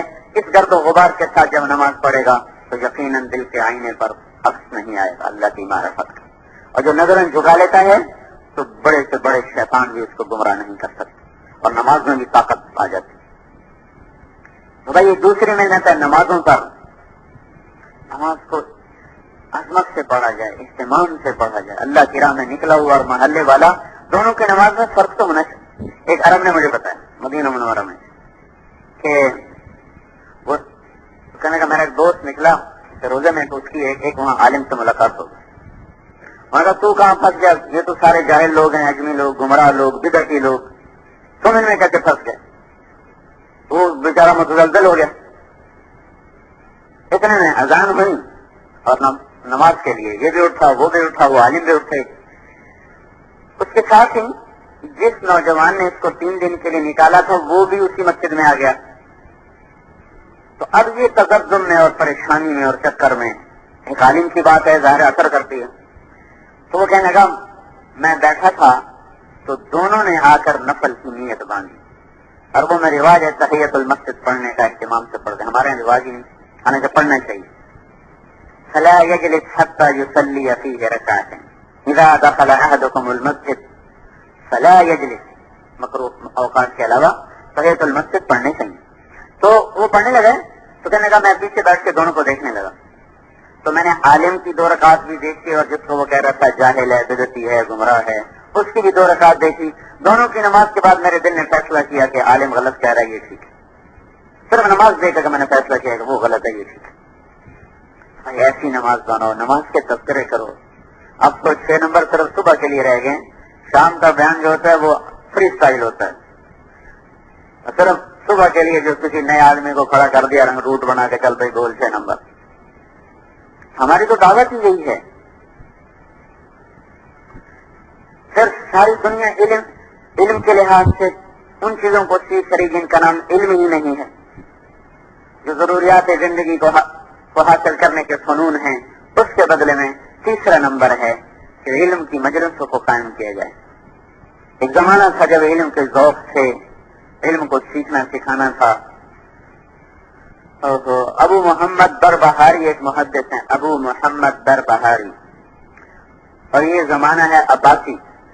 دریائے دجلہ کے کنارے درس حدیث ہے. اور اس وقت جو خلیفہ تھا اس کا نام تھا متقی باللہ. یہ مقتدر کا بھائی تھا اور معتزد کے بیٹے. تو ابو محمد کو چھینک آئی. سامعین حدیث کا مجمع اتنا تھا، جب انہوں نے کہا الحمدللہ اور جواب میں جب سامعین نے کہا یرحمک اللہ تو اس کی اتنی گونج اٹھی کہ وہ آواز قصر شاہی تک پہنچی. قصر شاہی کے جتنے پہرے دار، اراکین، تبا، خدام، غلام، باندیاں، کنیزیں، ان سب نے جواب میں کہا یرحمک اللہ. تو سارے محل میں ایک بھونچال آ گیا. تو اس زمانے میں عباسی سلطنت کمزور ہو چکی تھی. تو متقی باللہ کے پاؤں تلے زمین نکل گئی. اس نے کہا پتا کرو بھائی یہ کیا بغاوت ہو گئی، کون میرے خلاف اٹھایا. پتا کیا کہ ہو یہ تو ابو محمد کی چھینک کا تماشا ہے. سارا ذوق تھے علم کو سیکھنے کے، ذوق تھے. رات جو میں نے حدیث بیان کی ایک لمبی، یہ مصر میں محدث سے جو طالب علم ان سے سیکھنے کے لیے آتے تھے، ان سے اس حدیث کی نقل روایت کے لیے آتے تھے، تو ان سے فرمایا کرتے تھے بھائی یہ حدیث مفت میں نہیں لیتا ہوں، قیمت لیا کرتا ہوں. اور پوچھتے جی قیمت کیا ہے؟ فرماتے 1 سال کے روزے. جو 1 سال روزے رکھتا تھا اس کو یہ حدیث سناتے تھے، ورنہ سناتے ہی نہیں. اعمش رحمۃ اللہ علیہ ایک بہت بڑے محدث ہیں، سلیمان نام ہے. اعمش ان کی آنکھیں ایسی تھی، چندیائی آنکھیں، تو اس کو اعمش کہتے ہیں. تو وہ نماز کے بعد پڑھتے شہد اللہ انہ لا الہ الا هو والملائکۃ واولو العلم قائما بالقسط لا الہ الا هو العزیز الحکیم وانا علی ذلک من الشاہدین. ایک شخص نے ان کو سنا یہ پڑھتے ہوئے، تاجر تھے، کہیں سے آئے تھے مال تجارت لے کر شام میں، دمشق میں. وہ کہنے کہ حضرت آپ یہ جو پڑھتے ہیں تو اس کی کوئی سند تو ہوگی، کیونکہ بہت بڑے محدث سے کہنے کہ ہاں سند ہے. تاکہ اب حدیث ان کو معلوم ہو چکی، حدیث کا عمل معلوم ہو چکا، صرف سند معلوم کرنا چاہتے ہیں. کہنے کہ ہاں سند ہے. کہا جی مجھے بتا دیں. کہا 1 سال روزے رکھو پھر بتاؤں گا. 1 سال روزے رکھو پھر بتاؤں گا. تو انہوں نے اپنا سارا سامان اونے پونے بیچا اور جو قافلہ واپس جا رہا تھا ان کے حوالے کیا تھا، جا کر میرے گھر دے دینا، میں 1 سال کے بعد آؤں گا. 1 سال روزے رکھے صرف ایک سند کو معلوم کرنے کے لیے. تو بھائی ایسے علم کے ذوق بھی ختم ہو گئے. سیکھنا سکھانا علماء کے پاس جانا. ہمارے ہاں علم کے مولانا سید خان صاحب رحمۃ اللہ علیہ سے کئی دفعہ سنا، صحابہ والا طرز ہے ہمارے ہاں علم کے سیکھنے سکھانے کا، کیونکہ یہ کام ساری امت کا ہے. تو آج کے طرز پر جو علم پڑھا جا رہا ہے وہ نہ سب اس طرح پڑھ سکتے ہیں، نہ ہر عمر میں پڑھ سکتے ہیں، نہ ہر استعداد کا اس کو پڑھ سکتا ہے. صحابہ والا طرز علم کا کیا ہے؟ جو ضرورت پیش آئی جا کے پوچھ لیا، یا رسول اللہ یہ کیا حکم ہے، یہ کیا حکم ہے، یہ کیا حکم ہے. تو آج جو اللہ کے رسول کے نائب ہیں، علماء ہیں، ہم یہ چاہتے ہیں کہ ہم اپنی ضروریات زندگی کے تمام علوم جو ہماری عبادات کے، معاملات کے، معاشرت کے، اخلاق کے، ساری چیزوں کے، ہم علماء سے پوچھ پوچھ کے اس کو پکا کریں. میاں جی عمراؤ خان تھے مرحوم، وہ فرمایا کرتے تھے جو مسئلے مجھے یاد ہے نا اس میں میں مفتی کو بھی نہیں ہلنے دیتا، مفتی کو بھی نہیں ہلنے دیتا. اور اب اس کا چونکہ اس کا تذکرہ مٹ گیا، اس کا ذوق مٹ گیا. ایک میں باقیوں کی بستی میں ہماری تشکیل ہوئی تو میں نے مغرب کی نماز پڑھائی، پھر فجر کے بعد ہم بیٹھے تھے تو ایک بوڑھا سا مواقع کہنے لگا مولوی صاحب ہم نے تو یوں سن رکھو مغرب میں کسار مفصل میں سے پڑھا کریں، کسار مفصل میں سے پڑھا کریں. میں نے کہا کیا کہہ رہے ہو؟ قبول کسار مفصل. میں نے کہا وہ کیا ہوتی؟ قبول جا جلجلت الارض جلجالہا. وہ زال میواتی زال کو جی نہیں بولتے تھے، منجل جی یشو. جب پہلے 3 چھ لگا رہا تھا تو میں مولانا یاس رحمت اللہ علیہ کا خادم صاحب کے میاں عبد المجید، وہ جب ہم سنتے سناتے پیدل سفر تو وہ آیت الکرسی پڑھتے منجل جی. میں تو میاں جی منزل جی ہوگا، بیٹا یہ منجل جی نکلے گا. اب اس کو اذا جلجلت الارض جلجالہا، لیکن اس کو مسئلہ پکا ہے یار. میں نے پڑھا تھا کہیں اور سے مغرب میں اذا زلزلت الارض سے لے کر آخر تک ان میں سے پڑھنا مستحب ہے. تو کہا ہم نے تو یوں سن رکھا، آپ نے تو کہیں اور سے پڑھا تھا. میں نے کہا میں ادھورا سن رکھا، اتنا کسی اور جگہ سے پڑھ لو نا تو وہ بھی کسار مفصل ہی ہوتا ہے. 5 اذا زلزلت الارض کی مثلا 7 آیات ہیں تو 7 آیات اسی کے برابر کسی اور جگہ سے پڑھ لو تو وہ بھی کسار مفصل ہی ہوتا ہے. انا اعطینا کی 3 آیات ہیں، اتنی آیات کسی اور جگہ سے پڑھ لو تو وہ بھی کسار مفصل ہی ہوتا ہے. کہ یہ تو ہمیں پتہ نہ، یہ ان مجمع سے پوچھو کہ کسار مفصل کیا ہوتا ہے.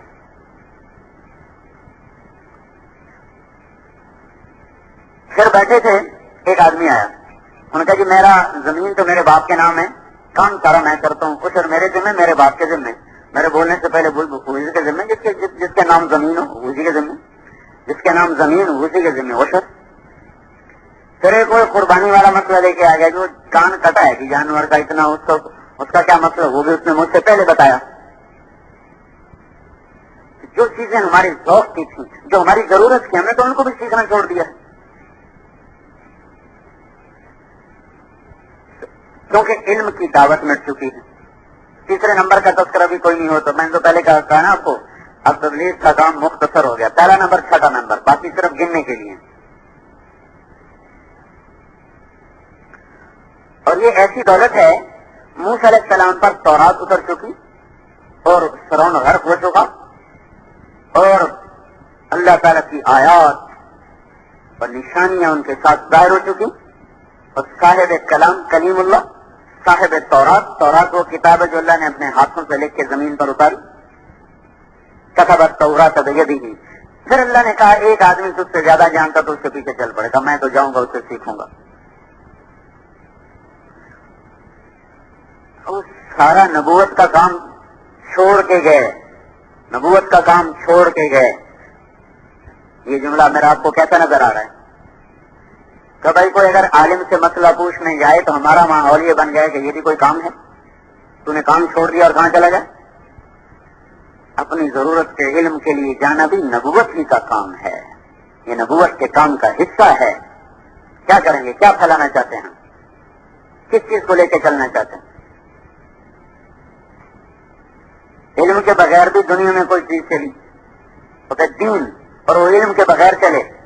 میرا مراد کوئی بڑا عالم بننا نہیں، جو ضروریات ہماری طرف متوجہ ہیں ان میں تو ہمیں علم ہونا چاہیے، وہ بھی کوئی نہیں ہمارے پاس۔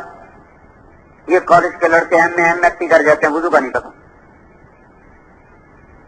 ایک ہمارے ابا جی کے دوست بڑے ذمہ دار، بڑے ماہر زراعت والے، ان سے آ کر مشورے کیا کرتے تھے۔ زراعت والے خود بتا رہے کہ میں سفر میں تھا، مغرب کی نماز میں شریک ہوا، اب مجھے خیال آ رہا، جماعت کے ساتھ نماز پڑھ، کیا مجھے خیال آ رہا میں تو مسافر ہوں، تو 3 کو آدھا کیسے کروں؟ قصر کی نماز پڑھنی ہے، 1.5 تو ہو نہیں سکتی، تو کیا کروں؟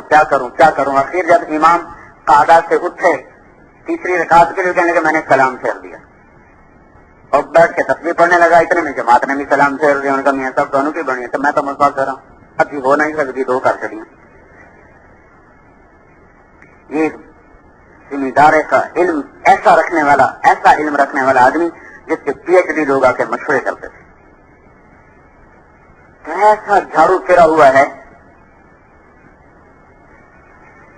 ذوق مٹ گئے۔ موسیٰ علیہ السلام اتنے بڑے مقام پر ہو کر یہ جا وہ جا، اور کہنے لگے او امضی حقوبہ، مطلب ہے چاہے مجھے ساری زندگی بھی چلنا پڑے، میں واپس نہیں آؤں گا جب تک کچھ سے مل نہ لوں۔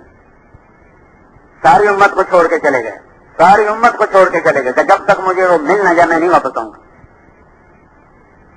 آگے خضر علیہ السلام کے نخرے، ادھر بھوک لگی ہوئی تھی، وہ آتینا غدا، انار میں روٹی تو دے، وہ جو میں تو وہیں بھول گیا، پھر وہاں سے واپسی ہوئی، بھوک لگی ہوئی، صدر علیہ السلام کو سلام کیا، انہوں نے سلام کا جواب ہی نہیں دیا۔ سلام کا جواب نہ دو آدمی ویسے ہی اریٹیٹ ہو جاتے ہیں، سلام کا جواب نہیں۔ موسیٰ علیہ السلام نے سلام کیا تو انہوں نے سر کے اوپر کپڑا لیا ہوا تھا، جواب دینے کی بجائے کہنے لگے انا بعرضک السلام، یہ مجھے سلام کرنے کون آ گیا؟ الٹا، یہ کتنا چبھنے والا جملہ ہے، یہ مجھے سلام کرنے کون آ گیا؟ تو کہنے لگے میں موسیٰ ہوں۔ تو کون موسیٰ؟ بنی اسرائیل والا؟ کہ جی ہاں بنی اسرائیل والا۔ پھر سر سے کپڑا اتارا، آئے کیوں ہو؟ هل اتبعک علی ان تعلمنی مما علمت رشدا، هل اتبعک، اس میں تواضع کی انتہا ہے، علی ان تعلمنی مما علمت رشدا، میں آپ کی غلامی میں آنا چاہتا ہوں، کوئی تنخواہ نہیں، کوئی معاوضہ نہیں، کوئی صلہ نہیں، صرف ایک چیز چاہتا ہوں کہ آپ مجھے کچھ علم سکھا دیں۔ اعلیٰ شرط کے لیے کہ جناب میں آپ کا بلا مشروط غلام، بلا تنخواہ نوکر، بلا تنخواہ، اتنا بڑا عظیم۔ حالانکہ خضر علیہ السلام کے بارے میں دونوں قول ہیں، نبی ہیں نبی نہیں، دونوں قول ہیں، لیکن زیادہ صحیح جو ہے وہ نبی سے، کیونکہ کوئی ولی الہام سے قتل نہیں کر سکتا۔ کوئی ولی مجھے الہام ہوا اس کو قتل کر دو، یہ ولی نہیں کر سکتا، یہ صرف نبی ہی کر سکتا ہے۔ بچے کوئی قتل کر دیا تو یہ الہام پہ نہیں ہو سکتا، یہ صرف وحی کے ساتھ ہو سکتا ہے۔ لیکن ہیں تو موسیٰ علیہ السلام سے چھوٹے درجے کے، آگے انہوں نے بڑا نخرہ کیا، جا تو کہاں پڑھے گا، انک لن تستطیع معی صبرا، تو پڑھ سکتا ہے؟ پھر تو صبر ہی نہیں کر سکتا۔ موسیٰ علیہ السلام کو یہ کہنا، وہ تو ویسے ہی جلالی تھے، وَكَيْفَ تَصْبِرُ عَلَىٰ مَا لَمْ تَحِطْ بِهِ خُبْرًا، آتا جاتا تجھے کچھ ہے نہیں۔ اللہ اکبر، کتنے سخت الفاظ ہیں، آتا جاتا تجھے کچھ ہے نہیں تو تجھے صبر تو ہو نہیں سکے گا۔ تاکہ وہ کہہ رکھتا تجدنی انشاءاللہ صابرا، آگے تواضع کی حد، جناب آپ دیکھیں گے کہ میں تو سر نہیں اٹھاؤں گا، وَلَا أَعْصِي لَكَ أَمْرًا، میں سر نہیں اٹھاؤں گا۔ مجھے سارا قصہ نہیں سنانا، میں صرف ایک تھوڑا سا نمونہ دینا چاہتا ہوں کہ ہمارے مجمع میں علم کا ذوق نہیں، میں کتابیں پڑھنے کو نہیں کہہ رہا ہوں، لیکن ہم اپنی ضروریات زندگی علماء سے جا جا کے پوچھتے۔ مفتی ممتاز صاحب رحمۃ اللہ علیہ ہوتے تھے جامعہ شرفیہ میں، تو ہمارا امتحان لینے آیا کرتے تھے 70 کی دہائی میں۔ ایک دن میں گیا کچھ پوچھنے، مسائل فرمانے لگے، ہمیں تو مسائل تبلیغ والوں نے یاد دلائے، ورنہ ہم تو صرف نکاح، طلاق، قسمیں اور میراث، اسی میں مسئلے آتے تھے، فلانے نے طلاق پہ گئی ہوں کی کرنا، فلانے کی مر گیا اس کی وراثت تقسیم کرنی کیا کرنا، جتنے باقی مسائل ہیں وہ تو ہم سے کوئی پوچھتا ہی نہیں تھا، تو ہم بھی بھولے پڑے تھے. یہ تو تبلیغ والوں نے پوچھ کے ہمارے وہ سارے ہمارا وہ علم مستاجر کر دیا، وہ علم تازہ کر دیا. میں یہ ذوق زندہ ہوں اپنی زندگی کا، ضروریات کا علم سیکھتے ہوئے چلیں، دیکھتے ہوئے چلیں، ایسے ہی نہ بس اندھا دھند چلے، کچھ بھی نہیں پتا اور بس چلے جا رہے. کیسے منزل طے ہوگی؟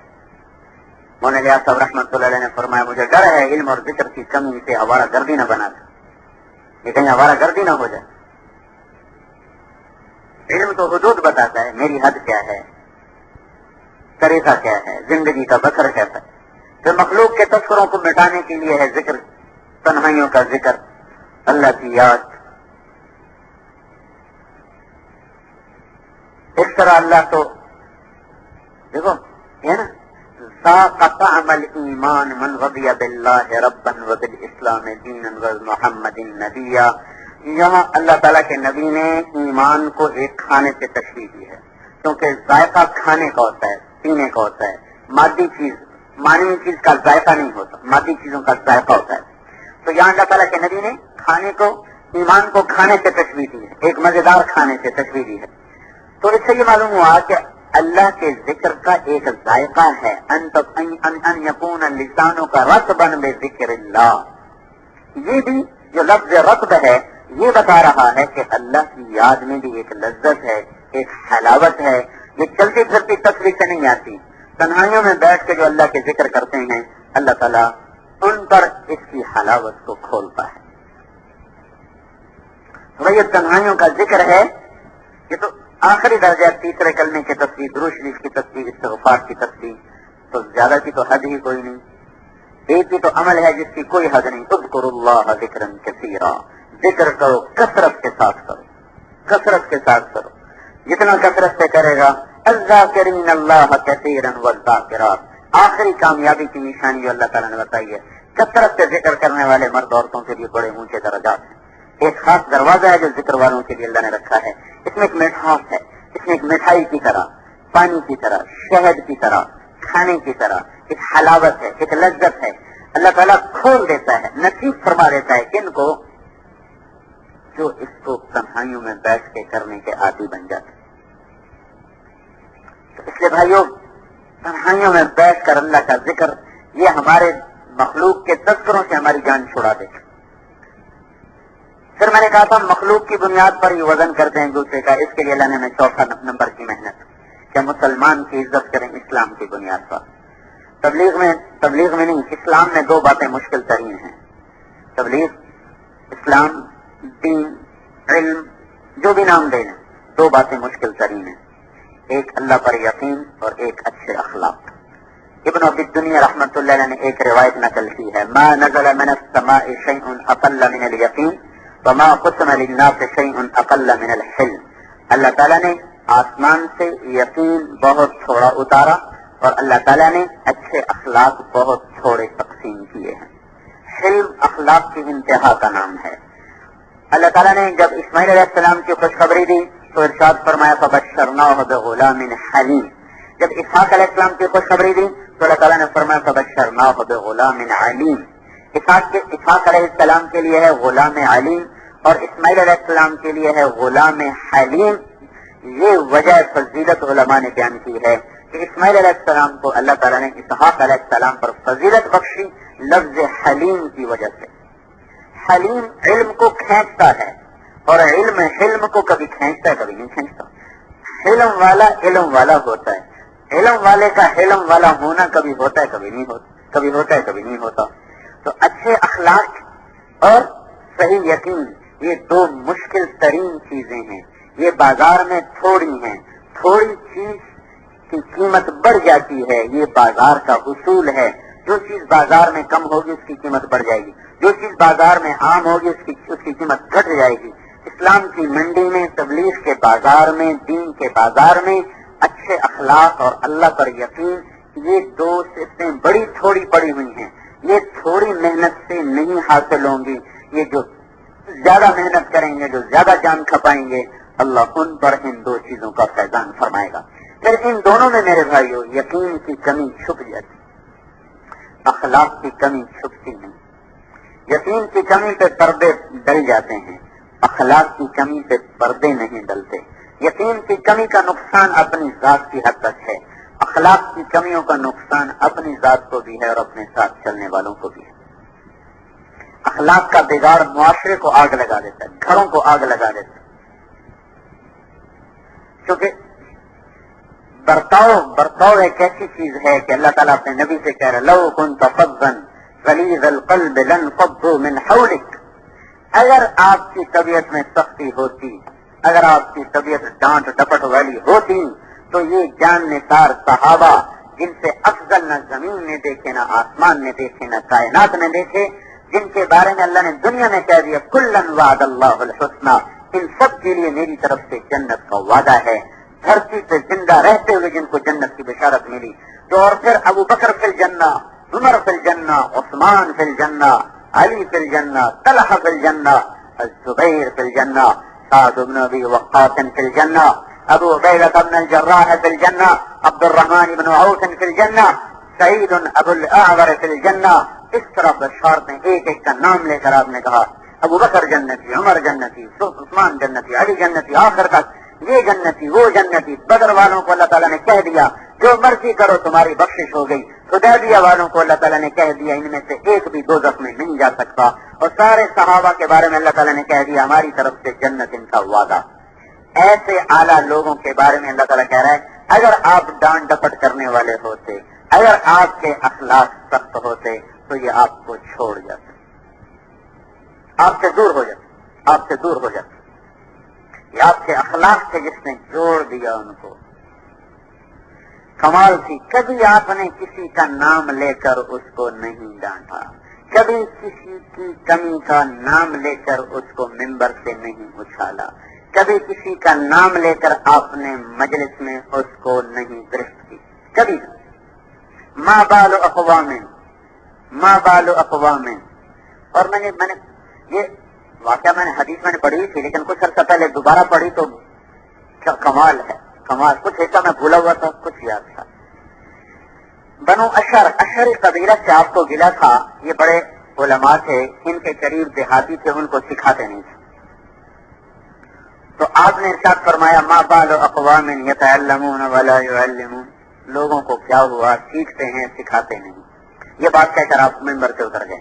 آپس میں لوگوں کی بات چلی کس کو کہا ہے، پتہ ہی کوئی نہیں کس کو کہا ہے۔ اور اگر اللہ کے نبی نام لے کر بھی کہہ دیتے تو لوگ پروانہ وار فدا تھے، لیکن کتنی محبتوں کے باوجود آپ نے یہ نہیں نام لے کر کہو، کبھی نہیں کبھی نہیں کبھی نہیں۔ اگلے دن آپ ممبر پہ تشریف فرما ہوئے ما بال اقوام، کیا ہوا لوگوں کو سیکھتے ہیں سکھاتے نہیں، اور یہ کہہ کر خاموش ہو۔ اگلے دن بات چلی، پھر آپ نے کہا ما بال اقوام۔ اب 3 دن سے یہ آپس میں چرچے کس کو کہہ رہے ہیں کس کو کہہ رہے ہیں۔ آخر میں یہ بات سامنے آئی، آپس کے صلاح مشورے سے یہ معلوم ہوتا ہے اشعری قبیلے کو کہہ رہے ہیں، کیونکہ وہی زیادہ پڑھے لکھے ہیں۔ تو ابو موسیٰ اشعری، یہ کتنا حصہ میں بھول گیا تھا، یہ پچھلا یاد تھا۔ ابو موسیٰ اشعری رضی اللہ تعالیٰ عنہ حضور کی خدمت میں اندر خلوت میں حاضر ہوئے۔ اب ابو موسیٰ اور حضور ہیں، تیسرا آدمی کوئی نہیں۔ آپ نے کہا، انہوں نے عرض کیا یا رسول اللہ آپ ہمیں کہہ رہے ہیں، آپ ہمیں کہہ رہے ہیں۔ اب تو کوئی تیسرا نہیں تھا نا، آپ کہہ سکتے تھے تمہیں کہہ رہا ہوں۔ آپ نے کہا ما بال اقوام یتعلمون ولا يعلمون، تو یا رسول اللہ آپ ہمیں کہہ رہے ہیں، آپ ہمیں کہہ رہے ہیں۔ پھر حضور نے کہا ما بال اقوام یتعلمون ولا يعلمون، کیا ہوا لوگوں کو سیکھتے ہیں سکھاتے نہیں۔ تو نے تیسری دفعہ یا رسول اللہ آپ ہمیں کہہ رہے ہیں، آپ نے کہا ما بال اقوام یتعلمون ولا يعلمون، کیا ہوا لوگوں کو سیکھتے ہیں سکھاتے ہیں۔ نبی ہو کر ایسے خوبصورت اخلاق، اور ہم نام لے کے بنڈی لگا دیتے ہیں اصلاح کے نام پر، اس کی اصلاح ہو رہی، یہ اصلاح ہے یا رسوائی ہے؟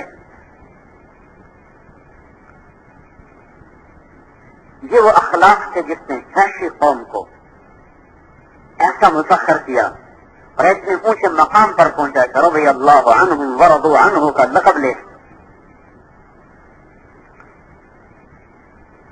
چوتھا نمبر بھی گول ہو گئے ہمارا، کوئی کرتا ہی کوئی نہیں، تذکرہ ہی کوئی نہیں کرتا۔ ہم تو ہر 15 دن، ہر مہینے 15 دن ہم پھرتے ہیں نا، پھرتے ہیں تو کہیں سنتے ہیں کہیں سناتے ہیں، کہیں سنتے ہیں کہیں سناتے ہیں۔ چوتھا نمبر ویسے ہی اب چھٹی ہو گیا ہے، जिस चीज की दावत मिट जाती है उसका शौक मिट जाता है। देखो मेरे भाइयों, एक जमाना था जब तबलीग में बहुत लोग छोड़े थे। ये इतना बड़ा मजमा बैठा हुआ है सुबह के बयान। रायगढ़ में 100-150 आदमी होता जब मैं रायगढ़ में पहुंचा 1971 में।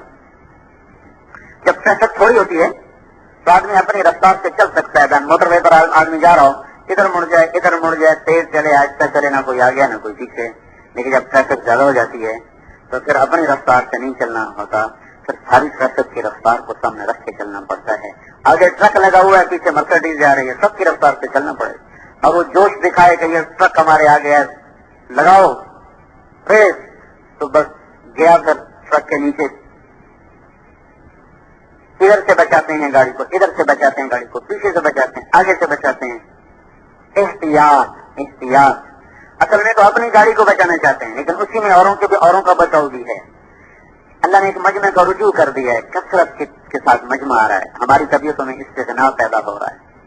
मजमा मकसूद नहीं तो और क्या मकसूद है? मक्खन कहाँ से निकलता है? दही से तो मक्खन निकलता है। जितना ज्यादा दही होगा उतना ज्यादा मक्खन निकले। तो मजमे की कदर, उसका एहतराम, आने वाले की इज्जत, आने वाले का एहतराम, ये तबीयतों से निकल गया, घरों से निकल गया। बेटा बाप का गिरबान पकड़ रहा है। बेटा जिस बदबख्त को इसने जना, इसके पेशाब धोए, इसके पखाने धोए, इसको लिए अस्पतालों में फिरा, वो बाप को गालियां दे रहे, मां को गालियां दे रहे। एक मां की कोख से जन्म लेने वाले बच्चे, एक छाती का दूध पीने वाले, एक गोद में सोने वाले, एक थाली में खाने वाले, एक प्याले में पानी पीने वाले, एक चारपाई पर बरसों बाहों में बाहें डाल के सोने वाले, चंद पैसों पर एक दूसरे से ऐसे मुतनफ्फर हैं कि गोली मारो। चंद पैसों पर, चंद टकों पर, चंद टुकड़े जमीन पर, एक दुकान पर, एक रिश्ते पर, इन सबको छोड़ो, खाली बातों पर। इसने मुझे ये कहा था, भाई से बात नहीं कर रहा, सगा भाई। अब क्या हुआ? इन्होंने मुझे ये कहा था, ओ भाई तेरा भाई आएगा, कोई भाई नहीं। क्या हुआ? अखलाक का जब जनाजा निकलता है तो मोहब्बतों के भी जनाजे निकलते हैं और जिंदगियां वीरान हो जाती हैं, दश्त बन जाते हैं, जिंदगियां सहारा बन जाती हैं। सहारा, इस मुआशरे में दबना ना हो, झुकना ना हो, तवाज़ो ना हो, माफ करना ना हो, दरगुजर करना ना हो, वो आग होती है, आग। हमें माफ करना हम भूल गए हैं। हज्जाज का सामने 3 आदमी लाए गए, उन्होंने कहा खारजी का कत्ल कर दो। उनके साथ एक खातून थी, उसने मिन्नत की, छोड़ दे। उन्होंने कहा चलो तेरी वजह से एक छोड़ देता हूँ, 2 मार दूंगा। एक उसका भाई था, एक उसका बेटा था, इसको खामिद का, एक चुन ले। तो औरत कहने लगी अज़्ज़ौज मौजूद वल इब्न मौलूद वल अख़ मफ़क़ूद उतरुक ली अख़ी। उसने कहा खामिद और मिल जाएगा, बेटा और हो जाएगा, माँ पे कोई नहीं है, भाई और कोई नहीं मिलेगा, मेरा भाई छोड़ दे। तो हज्जाज ने कहा तेरे हुस्न इंतखाब पर मैं तीनों को छोड़ता हूँ। तो इस वक्त घरों में आग लगी हुई है सिर्फ अखलाक, 4थे नंबर के न होने की वजह से। अखलाक के तस्करे मिट गए, इसकी मेहनत मिट गई। तस्करा मिटेगा, मेहनत मिट गई। ये एक मस्जिद में काम करने वाले दस्तों गरीबान हैं, इस पर राय का इख्तिलाफ, सिर्फ राय के इख्तिलाफ। और हमारी राय है क्या? इसको अब ना मिलो, कल मिल लो, इसको मैं मिलूंगा नहीं, इसको मैं मिलूंगा, इसी पे लड़ रहे हैं। इस पे लड़ाई हो रही है, इसको मैंने मिलना तुमने नहीं मिलूंगा, नहीं इसको मैंने मिलना तुमने नहीं मिलना, तो भाई इस पे लड़ाई। अभी जैसे मौलाना मोहम्मद अहमद साहब फरमाते हैं, अभी तो हुकूमत नहीं मिली, आपस में लड़ के ये खबर है, जब मिल जाएगी तो फिर क्या होगा इनका। तो राय का इख्तिलाफ बर्दाश्त नहीं। मोहब्बत फर्ज, मैंने रात भी बताया, और हमारे उसूल, हमारी राय इस्तेमाली चीजें हैं। मोहब्बत नहीं हाथों से जा सकती। आपने फरमाया और इस्लाम है औसत, आपने कहा मुझे बताओ इस्लाम की सबसे मजबूत रस्सी क्या है? तो लोगों ने कहा अल जिहाद, जिहाद। आपने कहा वह हसनन, बड़ी अच्छी बात है, पर वो नहीं जो मैं पूछ रहा हूँ।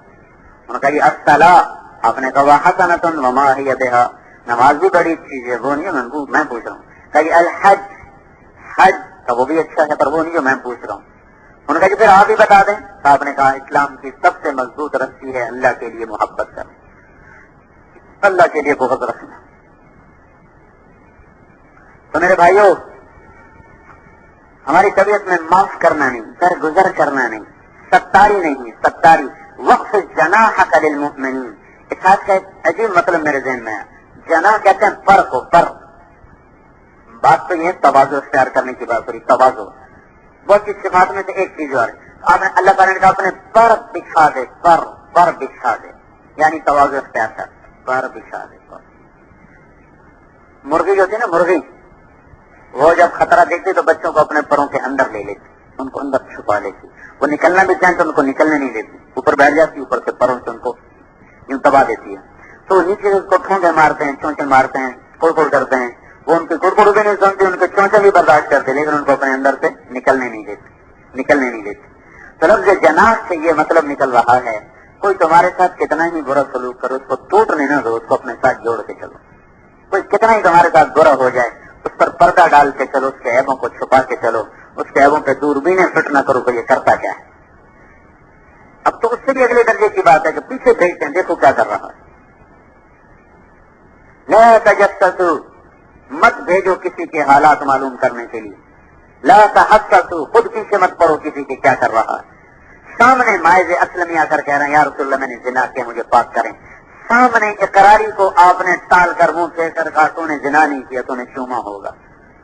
اقرار کرنے والے پر بھی آپ ستاری کی چادر ڈالنا چاہتے ہیں, اور ہم تو لگانے کے چکر میں پڑے ہوئے.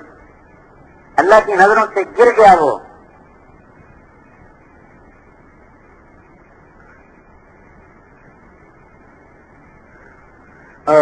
مولانا سید خضر رحمۃ اللہ علیہ سے 1984 میں جب ہماری جماعت گئی تھی انگلستان, اس وقت عمرے کی اجازت مل جاتی تھی, تو میں عمرے کی اجازت سے واپسی پہ عمرے کے لیے آ گئے. مدینہ منورہ میں نے کہا جی میں نے آپ کو انگلستان کے حالات سنانے, وہاں کام بڑا خراب ہو گیا. تو مولانا نے کہا بھائی میں نہیں سنا کرتا. تو میں بڑا حیران ہوا, کہنے کا بھائی میں نہیں سنتا.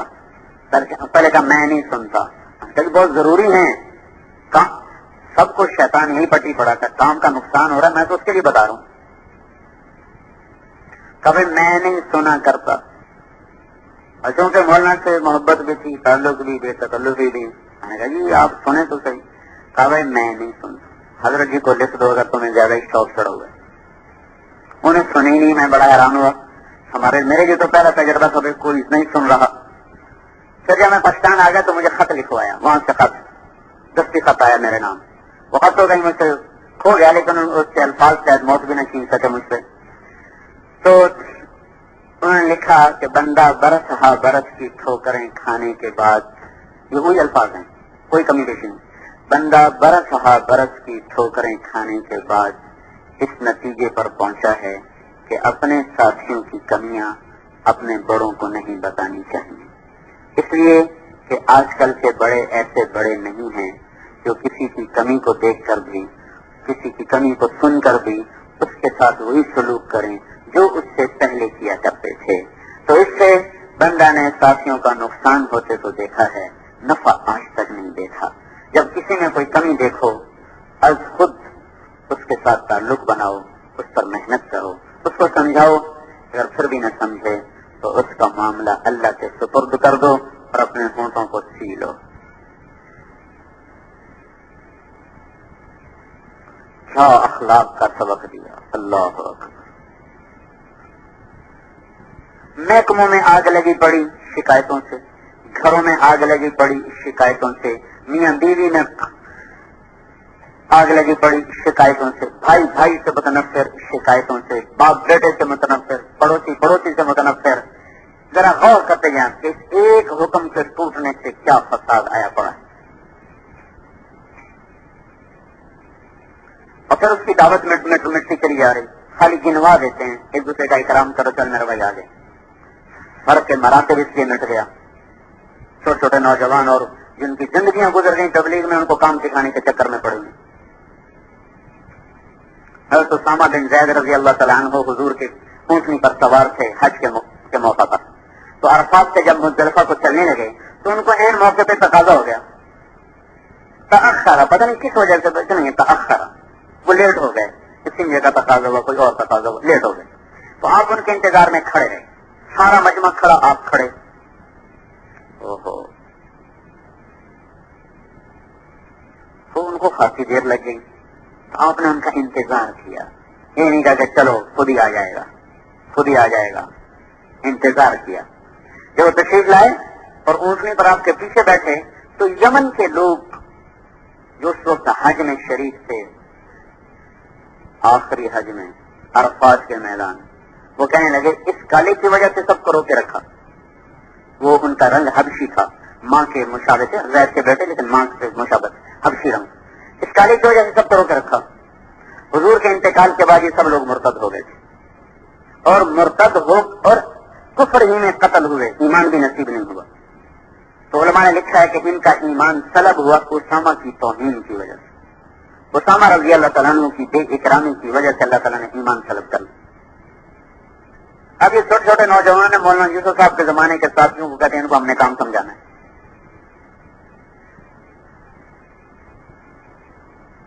مجھے یہ خیال آتا ہے مولانا الیاس صاحب رحمۃ اللہ علیہ نے فرمایا اس کام سے 100 حصے کرو تو میں ایک سمجھا ہوں،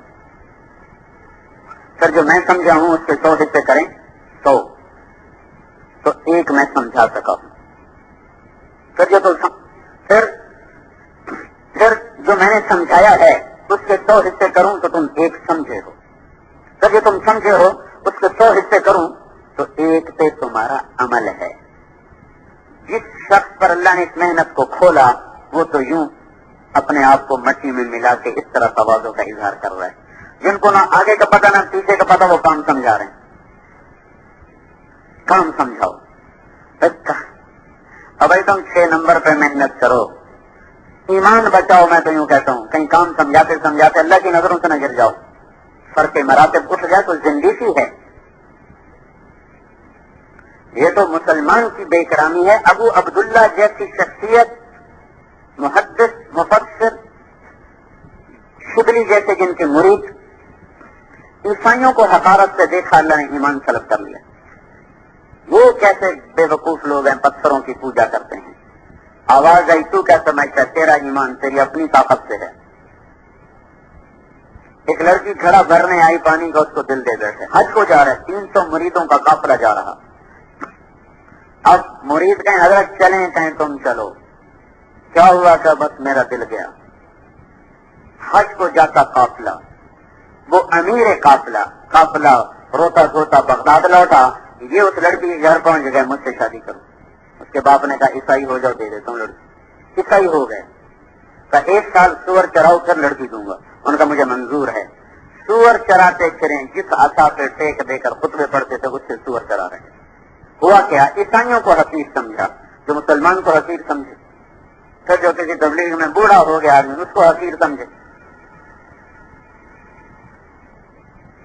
آپ خود سوچو بھائی، سارا دن تو کی دکان، ساری زندگی تو انجینئرنگ سیکھی، ساری زندگی تجارت سیکھی، ساری زندگی زراعت سیکھی، ساری زندگی ڈاکٹری سیکھی، دل دماغ کو دیا، ان کو تبلیغ کو دیا، 6 روزہ 2.5 گھنٹے 4 مہینے، مہینہ، اس سے زیادہ کوئی کیا کر رہا ہے؟ چلو رہنے میں بیٹھ گئے، زندگی ساری دے دی۔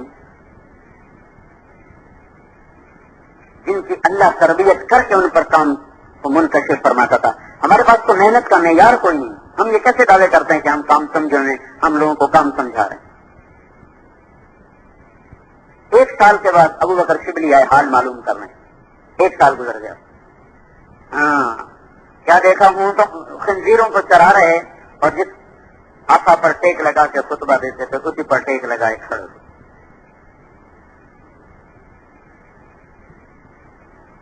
اللہ کو اپنے بندوں سے بڑا پیار ہے، ایسے کسی کو حقیر سمجھ لینا۔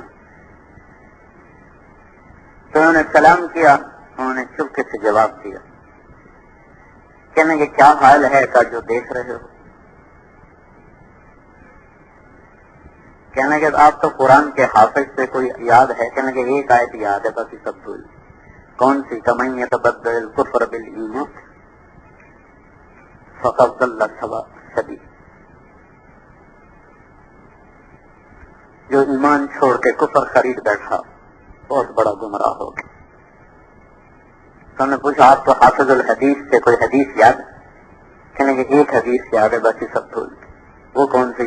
کمن بدل دینہ فاقتلوہ، جو اسلام چھوڑ دے اسے قتل کر دیا جائے.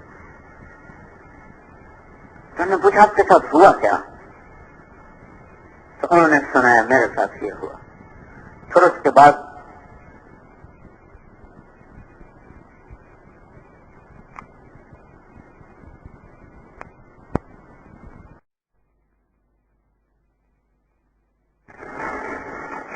بس وہ رونا اللہ کو پسند نہ. اللہ نے دوبارہ ایمان کھول. جب یہ ابوبکر واپس پہنچے تو ان سے پہلے وہ وہاں پہنچے ہوئے تھے دریائے دجلہ میں نہا رہے اور کہہ رہے ابوبکر اللہ نے میرا ایمان مجھے واپس کر دیا. عیسائیوں کو حقیر سمجھنے پر اتنی بڑی تنبیہ آئی. ہم ایک تو مسلمانوں کو حقیر سمجھتے، پھر اپنے ساتھیوں کو حقیر سمجھتے، جن کی عمریں کھپ گئیں ان کو کام سکھانے کے چکر میں پڑے.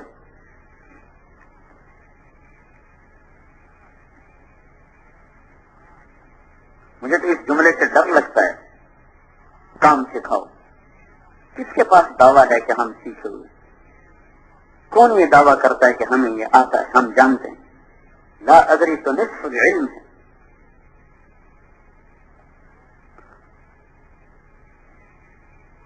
چوتھا نمبر، اخلاق مشکل ترین چیپٹر ہے اسلام کا. یہ تھوڑی سی محنت سے نہیں آتا. اس لیے تو اللہ کے نبی نے فرمایا ساری زندگی کے ساری رات کے شب بیدار اور ساری زندگی کے سارے دنوں کے روزے دار سے بڑا مقام ہے اچھے اخلاق والے کا. اور ضمانت کہ تم اپنے اخلاق اچھے کرو، میں ضامن ہوں جنت الفردوس میں تمہیں گھر لے کے دوں گا. اتنی بڑی ضمانت آپ سے.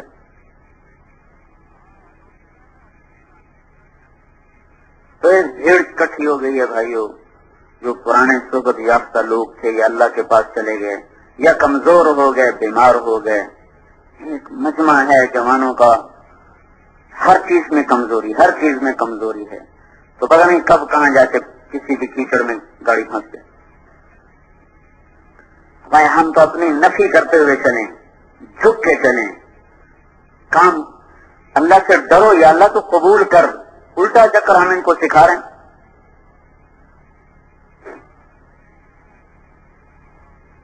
موسیٰ علیہ السلام سے یہ جملہ پسند نہیں آیا تھا، کلیم اللہ کلیم اللہ. ان کی بات سن کر ایک شخص بولا آپ سے زیادہ بھی کوئی جاننے والا ہے؟ ان کا لا ادری، میں نہیں جانتا. اتنی بات بھی اللہ کو پسند نہیں ہے کہ تم نے یہ کیوں کہا لا ادری. حالانکہ بات اپنی جگہ پر ٹھیک تھی. وہ جانتے ہیں میں کلیم اللہ ہوں، جو مجھے اللہ نے دیا کسی کو نہیں دیا. خضر کو جو دیا وہ تو بہت تھوڑا ہے. لیکن اللہ کو یہ بات بھی پسند نہیں آئی. لا ادری میں تھوڑی سی ایک شان تھی. نہیں میرا ایک بندہ ہے تو اس سے زیادہ میں نے اس کو دیا ہے.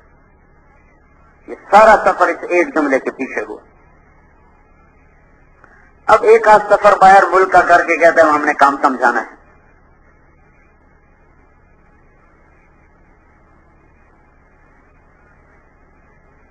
اللہ تعالیٰ نے اخلاق کا ایک وزن رکھا ہے. معاف کرنا، درگزر کرنا. قیدی دیکھو نا، حنین کے قیدی آئے، میں کیا کیا بتاؤں. میں دیکھ رہا ہوں گڑی بھی تیز سے آگے جا رہی، لیکن یہ ایسی باتیں جو میں کہنا چاہتا ہوں. قیدی آئے حنین کے 6000 قیدی. تو آپ مال غنیمت تقسیم نہیں کر رہے. سبحان اللہ. کس لیے کہ حنین والے آ کے معافی مانگنے تو ہر چیز واپس کر دیں. مؤخر کی یہ رکھا. جب دیکھا کہ نہیں آ رہے تو ہم نے کہا چلو طائف پہ حملہ کریں. ایک اور بہانہ ڈال دیا اور سارا مال غنیمت جعرانہ میں بند کر دیا اور طائف چلے گئے. 20 دن وہاں گزر گئے، وہ لوگ نہیں آئے. جب دیکھا کہ نہیں آتے تو آپ نے سارا مال اور قیدی تقسیم کر دی. اگلے دن وہ پہنچ گئے، یا رسول اللہ ہمیں معاف کر دیا جائے. آپ نے کہا اللہ کے بندو تمہارے لیے تو میں نے اتنا انتظار کیا، اب میں کب تک انتظار کرتا. اب میں تو تقسیم کر چکا ہوں. اب ایک بات کر لو، یا مال لے لو یا قیدی دے دیں. وہ کہنے کہ مال تو پھر بھی اللہ دے دے گا, آپ ہمیں قیدی ہمارے واپس کر دیں. آپ نے فرمایا میرے اور میری اولاد کے وہ تو میں ابھی ضمانت دیتا ہوں, لیکن باقی جن کو میں نے دے دیے ہیں ان کی میرے پاس کوئی گارنٹی اور ضمانت نہیں. البتہ میں تمہارے لیے ایک ہیلا کرتا ہوں, تم ایسا کرو صبح کی نماز میرے گھر میں ایسا زور کی نماز میں جب میں نماز پڑھا چکوں تم کھڑے ہو کے زور سے معافی مانگنا, پھر تمہارے لیے میں کچھ کروں گا. جس نے تلوار اٹھائی اس کے لیے کہہ رہا میں تمہارے لیے کچھ کروں گا.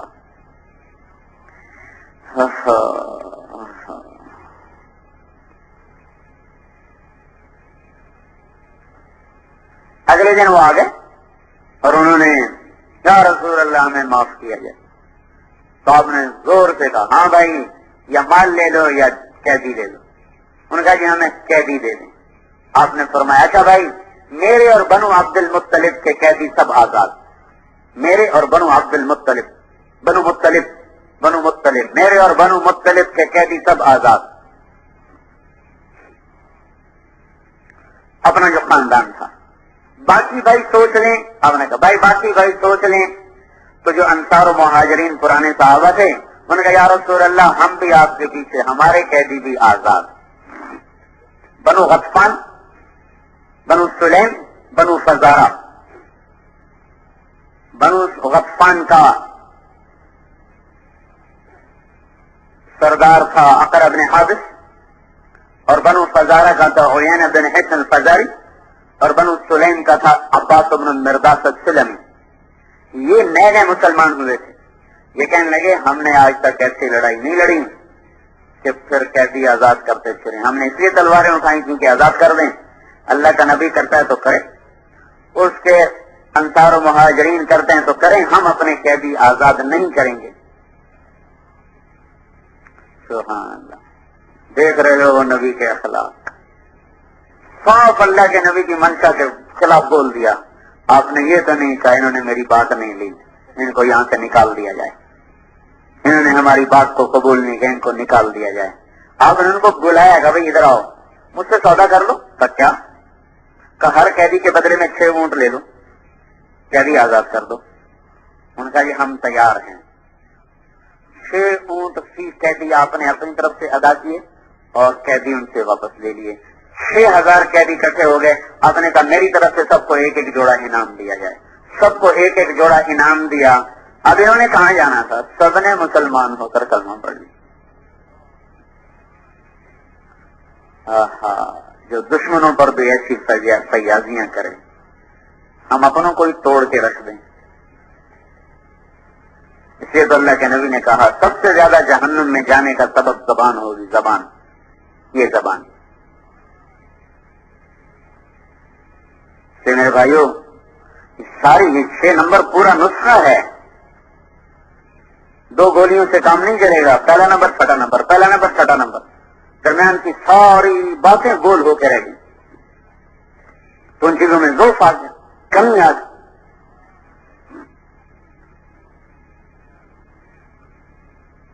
اخلاق کی تو تھے جنہوں نے دل جیتے, زندگی میں پلٹا کھا گئی.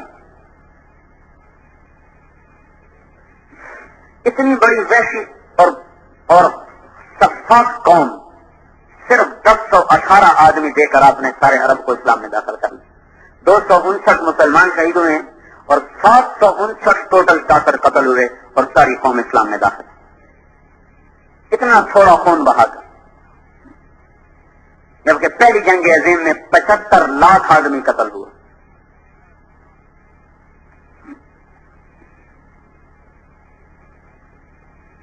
یہ اخلاق کا سبق مشکل ہے, آسان نہیں ہے. کسی کی گالی سن کر دعا دینا آسان نہیں ہے. کوئی منہ پھیر جائے اسے سلام کرنا آسان نہیں ہے. واللہ اپنے آپ کو اب تول کے دیکھ لو, ساری رات کے نفل پڑھنے آسان ہیں, جو منہ موڑ جائے اسے سلام کرنا مشکل ہوتا ہے. 1 سال کا پیدل سفر آسان ہے, پچھلی گلی میں جو حال پوچھنے نہیں آتا اس کا حال پوچھنے جانا مشکل ہے. چند قدم نہیں اٹھا سکتا نفس. انسان اس معاملے میں کمزور واقع ہوا ہے. تو گالی دینے والے کو دعا دینا, اختلاف رائے کرنے والے سے زیادہ محبت کرنا.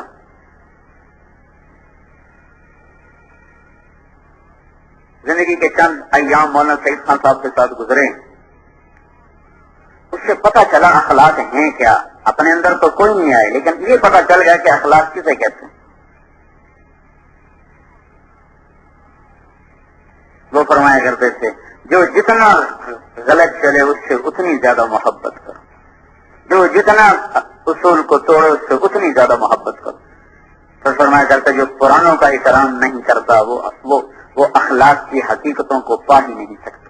کبھی فرماتے تم شرابیوں زانیوں کے لیے چادریں بچھاتے ہو, دسترخوان بچھاتے ہو, چائے لاتے ہو, بسکٹ لاتے ہو, جن کی زندگیاں تمہارے ساتھ نبھ گئیں, ذرا سے اختلاف رائے پر ان کو اٹھا کے اس طرف پھینک دیتے ہو یہ تو مکھن سے بال نکال دے.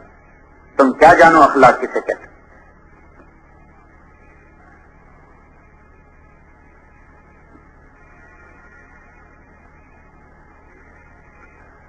دیکھیے بھائیو, یہ بڑا وزنی عمل ہے, بڑا وزنی عمل ہے حسن اخلاق. جنت الفردوس کے وعدے ہیں اس پر. ڈھونڈ سی لو, کسی کی نہ غیبت کرو نہ سنو, جہاں کسی کی کمی دیکھو اس کی اچھائی بیان کرو. نبی تو نبی ہوتا ہے, اس کا تو ہر بول اللہ کی منشا میں ہوتا ہے. بریرہ رضی اللہ تعالیٰ عنہ آزاد ہوئی, مغیث رضی اللہ عنہ سے نکاح ہے. لونڈی کو اختیار ہے کہ آزاد ہو کر نکاح توڑ دے یا باقی رکھے. جو ہی آزاد ہے انہوں نے نکاح توڑ دیا. بریرہ بڑی خوبصورت, مغیث بڑے بدصورت. اب بریرہ آگے مغیث پیچھے, وہ آگے چلیں وہ پیچھے چلیں, روتے پھریں, منتیں کریں بھی مجھ سے رجوع کر لے, مجھ سے دوبارہ رجوع کر لے. حضور صلی اللہ علیہ وسلم کو بھی ترس آیا. تب دیکھو بیچارے مغیث کا کیا حال ہو گیا. تو آپ نے بریرہ کو بلایا. تب بریرہ, میری ایک رائے ہے, گزارش ہے. کیا یا رسول اللہ, کہا اس سے نکاح کر لو. وہ کہنے یا رسول اللہ آپ کا حکم ہے, کیا آپ کا حکم ہے؟ کہنے میرا حکم نہیں, میری رائے ہے. کہ پھر میں نہیں قبول کرتی. تو آپ نے تو بریرہ رضی اللہ تعالیٰ عنہ سے نہیں کہا, تو نے میری بات کو نہیں لیا. یہ وسعت ظرف, یہ وسعت صدر آپ نے کر کے دکھائی. جنہوں نے قتل کے منصوبے بنا, صفوان بن امیہ تھا رضی اللہ تعالیٰ عنہ, جنہوں نے عمیر بن وہب الجمحی کو بھیجا, جاؤ محمد صلی اللہ علیہ وسلم کو قتل کر کے آؤ. جب حنین کا مال آیا تو ایسے دیکھ رہے تھے کنکھیوں سے اس طرح, ادھر بھیڑ بکریاں بھری پڑی تھیں اور اونٹ یوں دیکھ رہے. تو آپ کی نظر پڑ گیا. آپ نے کہا صفوان یہ بڑا اچھا لگ رہا ہے. کہنے کہ جی ہاں. کا تب تجھے ہدیہ, اشہد انک رسول اللہ, میں گواہی دیتا ہوں تو اللہ کا رسول ہے. اتنی بڑی سخاوت سچے نبی کے سوا کوئی نہیں کر سکتا. بھائیو وسعت ظرف ہو, یہ اخلاق اپنے بچوں سے برتو, بیویوں سے برتو. ساری دنیا سے کو ہنس کے ملتے ہیں, بیویوں سے لڑ کے ملتے ہیں. ساری دنیا کے ساتھ اچھے اخلاق, بیویوں کے ساتھ بدتمیزی اور لڑائی. میں تو یہ کہتا ہوں اپنے بچوں سے بھی چوتھے نمبر کا معاملہ کرو. آج کی اولاد وہ اولاد نہیں ہے. آج کی اولاد انٹرنیٹ کے زمانے کی ہے, کیبل کے زمانے کی ہے, ڈش کے زمانے. یعنی کیا پتا بات کسے کہتے. جب ہماری اپنی تہذیب تھی تو کچھ تھا. مجھے یاد ہے میں چھوٹا تھا جب ہمارے دادا تو میرے 2.5 سال میں فوت ہو گئے. ان کے جو بڑے بھائی تھے چھوٹے, وہ میری عمر کو 7-8 سال تھی جب وہ فوت ہوئے. تو میرے اس دادا کے سامنے بھی, جو میرے دادا کے بھائی تھے, نہ میرا باپ ان کے سامنے ایسے آمنے سامنے بیٹھتا تھا, نہ ان کے اپنے بیٹے ان کے آمنے سامنے بیٹھتے تھے. پیٹھ پیچھے بیٹھتے تھے, پیٹھ پیچھے. اور وہ کھڑے ہو جاتے تو پھر وہ سارے کھڑے ہو جاتے. وہ بڑے دبنگ آدمی تھے, ان کو بڑے بڑے عمریں ہیں, اور ان کو دیرے میں ڈانٹ دیتے تھے اور کوئی کچھ نہیں کرتا. چپ. یہ تہذیب تو ہماری ختم ہو گئی. اب تو بیٹا باپ سے کیا لکھواتا ہے, تو میرے واسطے کیتا کی, تیرا بیڑا غرق ہو جائے. باپ سے کہہ رہا تو میرے واسطے کیتا کی.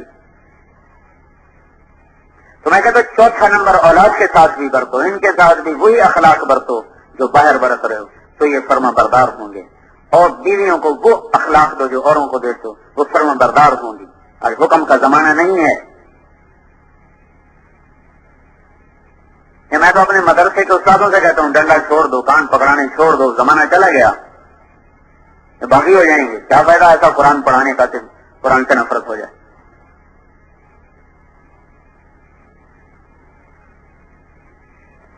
یہ اخلاق مشکل ترین سبق ہے، اس نے پروسیس کو میں نے تفصیل سے بتایا ہے. یہ صبح میں اکثر پرانے لوگ ہوتے ہیں، کام کرنے والے لوگ، اس لیے تھوڑا سا اس کو میں وضاحت سے عرض کرتا ہوں. ہمیں اس کی ضرورت ہے، ہم اس کے محتاج ہیں اس وقت، اشد ضرورت ہے اس کی اس وقت. ایسے ہی نیتیں ڈاواڈول ہو رہی ہیں جب مجموع کی کثرت. مولانا ظاہر شاہ صاحب رحمۃ اللہ علیہ بڑے حکیم ہمارے استاذہ میں سے بڑے، ایک دفعہ فرمانے لگے یہ جو تبلیغ کا ممبر ہے نا، تبلیغ کا ممبر اب یہ بھی بہت بڑا فتنہ بن چکا ہے. ہمارا سبق ہو رہا تھا کنز کا، حالانکہ ابھی تو بہت بہت دور کے سبق کی بات، اللہ نے ان کو بڑی دور کی نظر عطا فرمائی. یعنی یہ فتنہ بن چکا ہے، فتنہ. پھر کہنے لگے اللہ کا شکر ہے آج تک کبھی ممبر پہ بیٹھنے کی خواہش ہی نہیں پیدا ہوئی. پھر ایک دفعہ مجھے یاد ہے ہمارا سبق ہو رہا تھا مطبخ میں، لڑکے روٹیاں پکانے میں، آخر نوجوان کوئی نہ کوئی شرارت بھی کر بیٹھتے، کوئی سستی بھی کر بیٹھتے، تو اکثر وہ مطبخ والوں کی طرف سے شکایتیں آتی. تو پھر اس کے سدباب کے لیے طے ہوا کہ ایک استاد صبح کے وقت جب روٹی پکائی جاتی ہے تو وہ مطبخ میں بیٹھ کے سبق پڑھایا کریں. تو مولانا تو بدلتی رہتی تھی باریاں.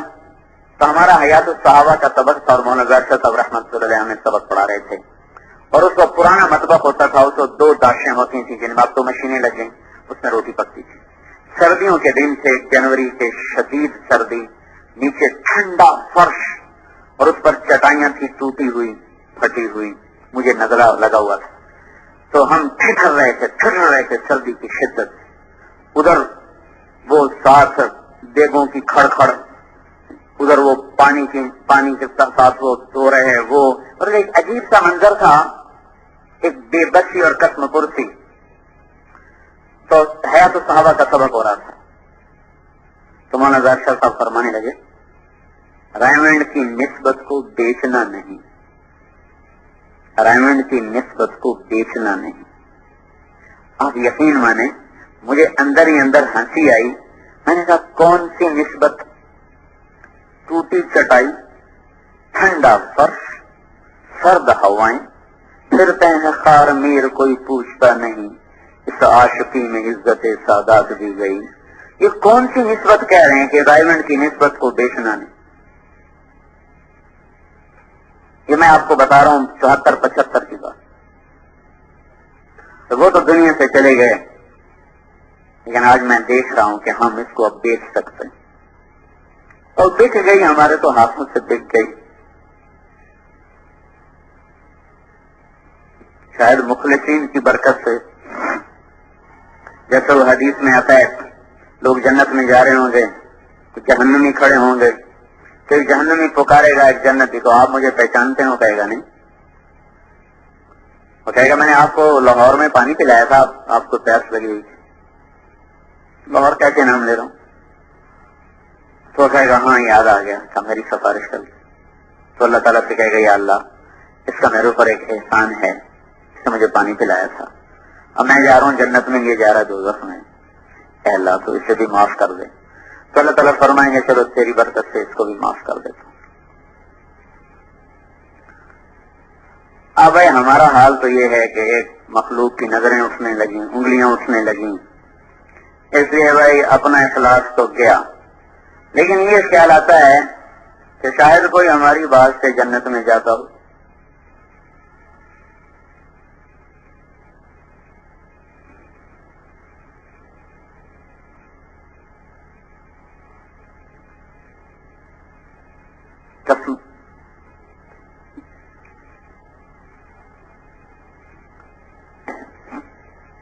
اللہ نے تبلیغ کے کام کو ایک عزت دے دی ہے، بڑے بڑے لوگ متوجہ ہو رہے. اب اخلاص کی متا سنبھال کے چلنا بہت مشکل ہو گیا. جب ہمیں کوئی جانتا نہیں تھا، ہم کسی کو جانتے نہیں تھے اور کوئی سامنے تھا ہی نہیں سوائے اللہ کے. اب بہت سی چیزیں سامنے آ گئی. اب کچھ پتہ نہیں کہ ہم مخلص ہیں یا دنیا پرست ہیں، یہ موت پہ ہی پتہ چلے گا۔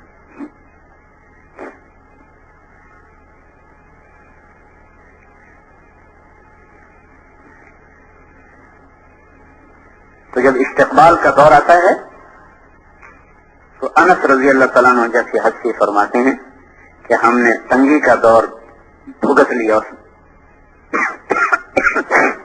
اس میں ہم پاس ہو، لیکن جب ہم پہ فراخی کا دور آیا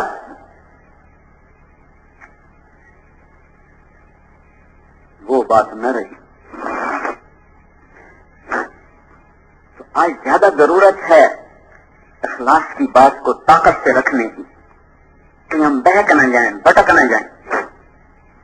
شخصیات متوجہ ہو رہی، اسی پہ لڑائیاں ہو رہی، اس سے تم نے نہیں ملنا میں نے ملنا، اس پہ لڑائیاں ہو رہی، تم اس سے ملنے کیوں گئے تھے؟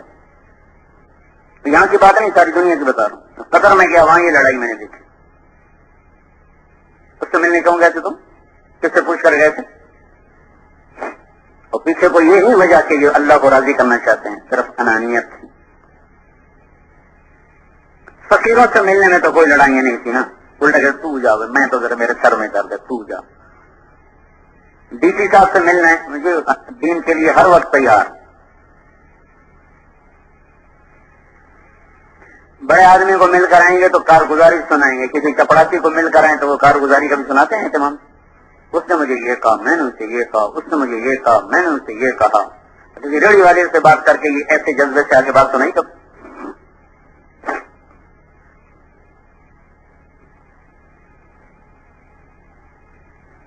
ہم تو خود خواص میں کام کر رہے ہیں نا پچھلے 15 سال سے، ہمیں تو اس راہ کے کانٹوں کا پتہ چل چکا ہے کہ یہ کیسا خاردار ہے اور کیسے اس کے اندر بغض چھپے ہوئے ہیں اور نفرتیں چھپی ہوئی ہیں۔ بنگلہ دیش میں میں تھا اجتماع میں، تو میں وہاں جو خواص کا خیمہ ہوتا ہے اس کا انتظام بہت اچھا ہوتا ہے، اور جو عمومی خیمہ ہوتا ہے اس کا انتظام بہت نرم ہوتا ہے۔ ہمارے یہاں تھوڑا سا فرق ہوتا ہے، اتنا زیادہ نہیں۔ وہاں خواص کے لیے بہت اعلیٰ انتظام کرتے، عوام کا انتظام بہت کمزور ہوتا۔ تو میں نے وہاں خواب دیکھا کہ آواز لگ رہی جنت کو چلو جنت کو، لوگ جا رہے ہیں، میں بھی چل پڑا۔ جب میں دروازے پر پہنچا تو ایک آدمی نے ڈنڈا آگے کر دیا، پیچھے سے آواز آئی جانے دو، تو اس نے ڈنڈا پیچھے ہٹا دیا۔ جب میں اندر داخل ہوا تو آگے میں نے کیا دیکھا کہ بنگلہ دیش کے اجتماع کا جو عمومی میدان تھا وہ سامنے عمومی پنڈال، وہ سب لوگ غریب غریب ایسے بیٹھے ہوئے بستروں کے ساتھ چپکے ہوئے۔ میرے دل میں آیا، میں نے زبان سے نہیں کہا، میرے دل میں آیا کہ یہ کون سی جنت ہے، یہ کون سی جنت ہے؟ تو مجھے غیر سے آواز آئی، یہی تو جنت ہے، یہی تو جنت ہے۔ کیا مطلب؟ اکثر جنت کے لوگ فقیر ہوں گے، اکثر اہل الجنت فقراء، جنت کے اکثر لوگ فقیر ہوں گے۔ فقیروں میں چلنے پھرنے سے تواضع پیدا ہوتی، عاجزی پیدا ہوتی، بڑے لوگوں کے ساتھ اٹھنے بیٹھنے سے ملنے سے بڑائی پیدا ہوتی ہے، عجب پیدا ہوتا ہے، تکبر چپکے سے اندر آ جاتا ہے، پتہ بھی نہیں چلتا۔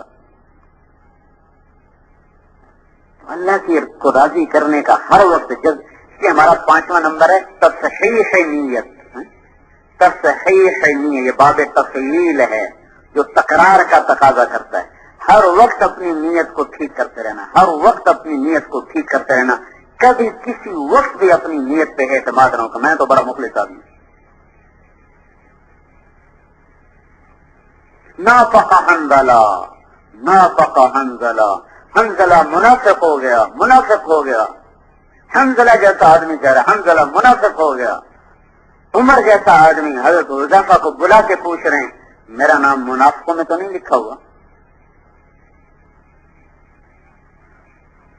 بھائی ہر وقت ڈر ہو اپنی محنت سے مردود ہونے کا، اور ہمارے پاس ہے کہ ہم اللہ کو کیا دکھائیں گے؟ خود سوچو بھائیو، کیا چیز ہے جو ہم اللہ کو پیش کریں؟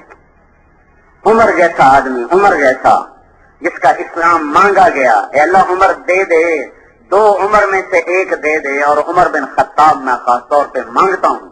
اس طرح مانگے گئے، اور عرفات کے میدان میں حضور نے کہا اللہ سب پہ فخر کر رہا ہے، عمر بن خطاب پہ خاص طور پہ فخر کر رہا ہے. جن راہوں سے عمر گزر جائے شیطان راہیں چھوڑ جاتا ہے. میرے بعد کوئی نبی ہوتا تو عمر ہوتا. عمر میں نے جنت میں محل دیکھا. میں نے پوچھا کس کا ہے؟ کہا گیا قریشی کا ہے. میں سمجھا میرا ہے. میں جانے لگا تو کہا گیا عمر بن خطاب کا ہے. میرے 2 وزیر دنیا میں ابو بکر اور عمر. میرے 2 وزیر آسمان میں جبریل و میکائیل. ایسی ہستی 22 لاکھ مربع میل میں اسلام پھیلا. حضرت عائشہ نے فرمایا عمر کا ذکر کیا کرو کہ عمر کا ذکر کرنا بھی اللہ کی یاد دلا دیتا ہے. ایسی ہستی ہے. عائشہ کہہ رہی ہیں عمر کا ذکر کیا کرو. عمر کا ذکر ایسا ہے جیسے اللہ کا ذکر کرنا کہ اللہ کی یاد آ جاتی. ایسی ہستی. اور نماز میں خنجر لگا اور آپ نے کہا اے لوگوں میں ابو بکر سے راضی ہوں اس کے مقام کو پہچاننا. میں عمر سے راضی ہوں اس کے مقام کو پہچاننا. میں عثمان سے راضی ہوں. میں علی سے راضی ہوں. ایسے لوگ. نماز میں خنجر لگا اور کافر کے ہاتھوں لگا. مسلمان کے نہیں. شہادت علیہ شہادت کامل.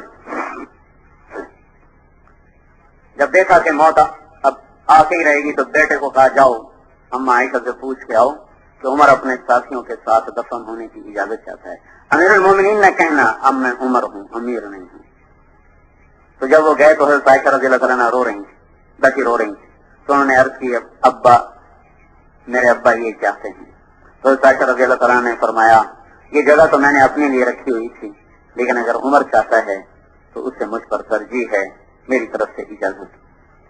یہ مقام مل گیا. حضور کے پڑوس بھی مل گیا. پھر انہوں نے واپس آ کر کہا آپ کو مبارک ہو اجازت مل گئی. پھر کہنے کے ممکن ہے میرے شرم میں اجازت دے دی ہو. جب میں مر جاؤں نا تو پھر مجھے لے جانا اور دروازے کے باہر رکھ دینا اور پھر دوبارہ پوچھنا. اس وقت اگر اجازت دیں تو پھر اندر لے جانا ورنہ مجھے واپس قبرستان میں جا کے دفن کر دینا. تو جب موت کی دستک محسوس کی تو اپنے بیٹے سے کہا میرا سر زمین پہ رکھ دے. ان کا سر گود میں تھا. زمین پہ رکھ دے. جب سر انہوں نے زمین پہ رکھا تو اپنے گال جو تھے نا وہ زمین پہ ایسے ایسے یوں رگڑنے لگے اس طرح اور کہنے لگے ویل لک یا عمر ان لم یغفر لک ربک. اے عمر تو ہلاک ہو گیا اگر تیرے رب نے تجھے معاف نہ کیا. اے عمر تو ہلاک ہو گیا اگر تیرے رب نے تجھے معاف نہ کیا. کون یہ کہہ رہا ہے؟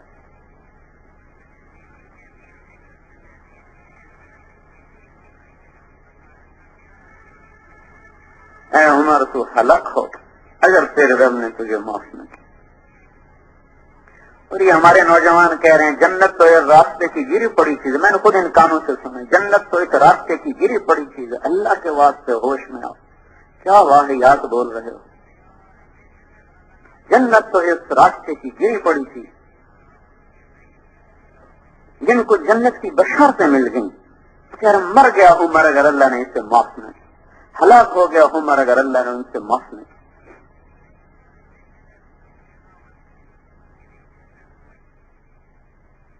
کتنی ضرورت ہے نیت کو سنبھالنے. جنازہ اٹھایا گیا. صہیب رومی نے جنازہ پڑھایا اور لا کر عبداللہ ابن عمر نے دروازے کے سامنے رکھ دیا. پھر جا کے دروازے پہ دستک دی اور کہا اما یا ام المؤمنین ان ابی بالباب. اما جان میرے باپ دروازے پہ حاضر ہیں.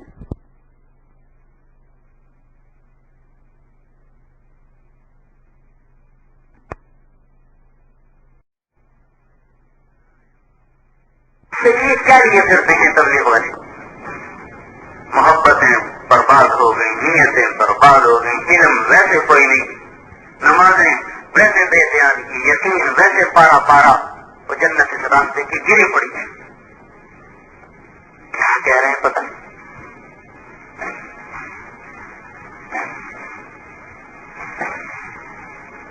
اللہ تعالیٰ کا نبی کہہ الا ان سلعۃ اللہ الغالیہ الا ان سلعۃ اللہ الجنہ. بڑی مہنگی چیز ہے جنت. بڑی مہنگی چیز ہے جنت. جنت اللہ کی رضا کا مقام ہے. بھائیو یہ سارا مکمل جامع نسخہ ہے.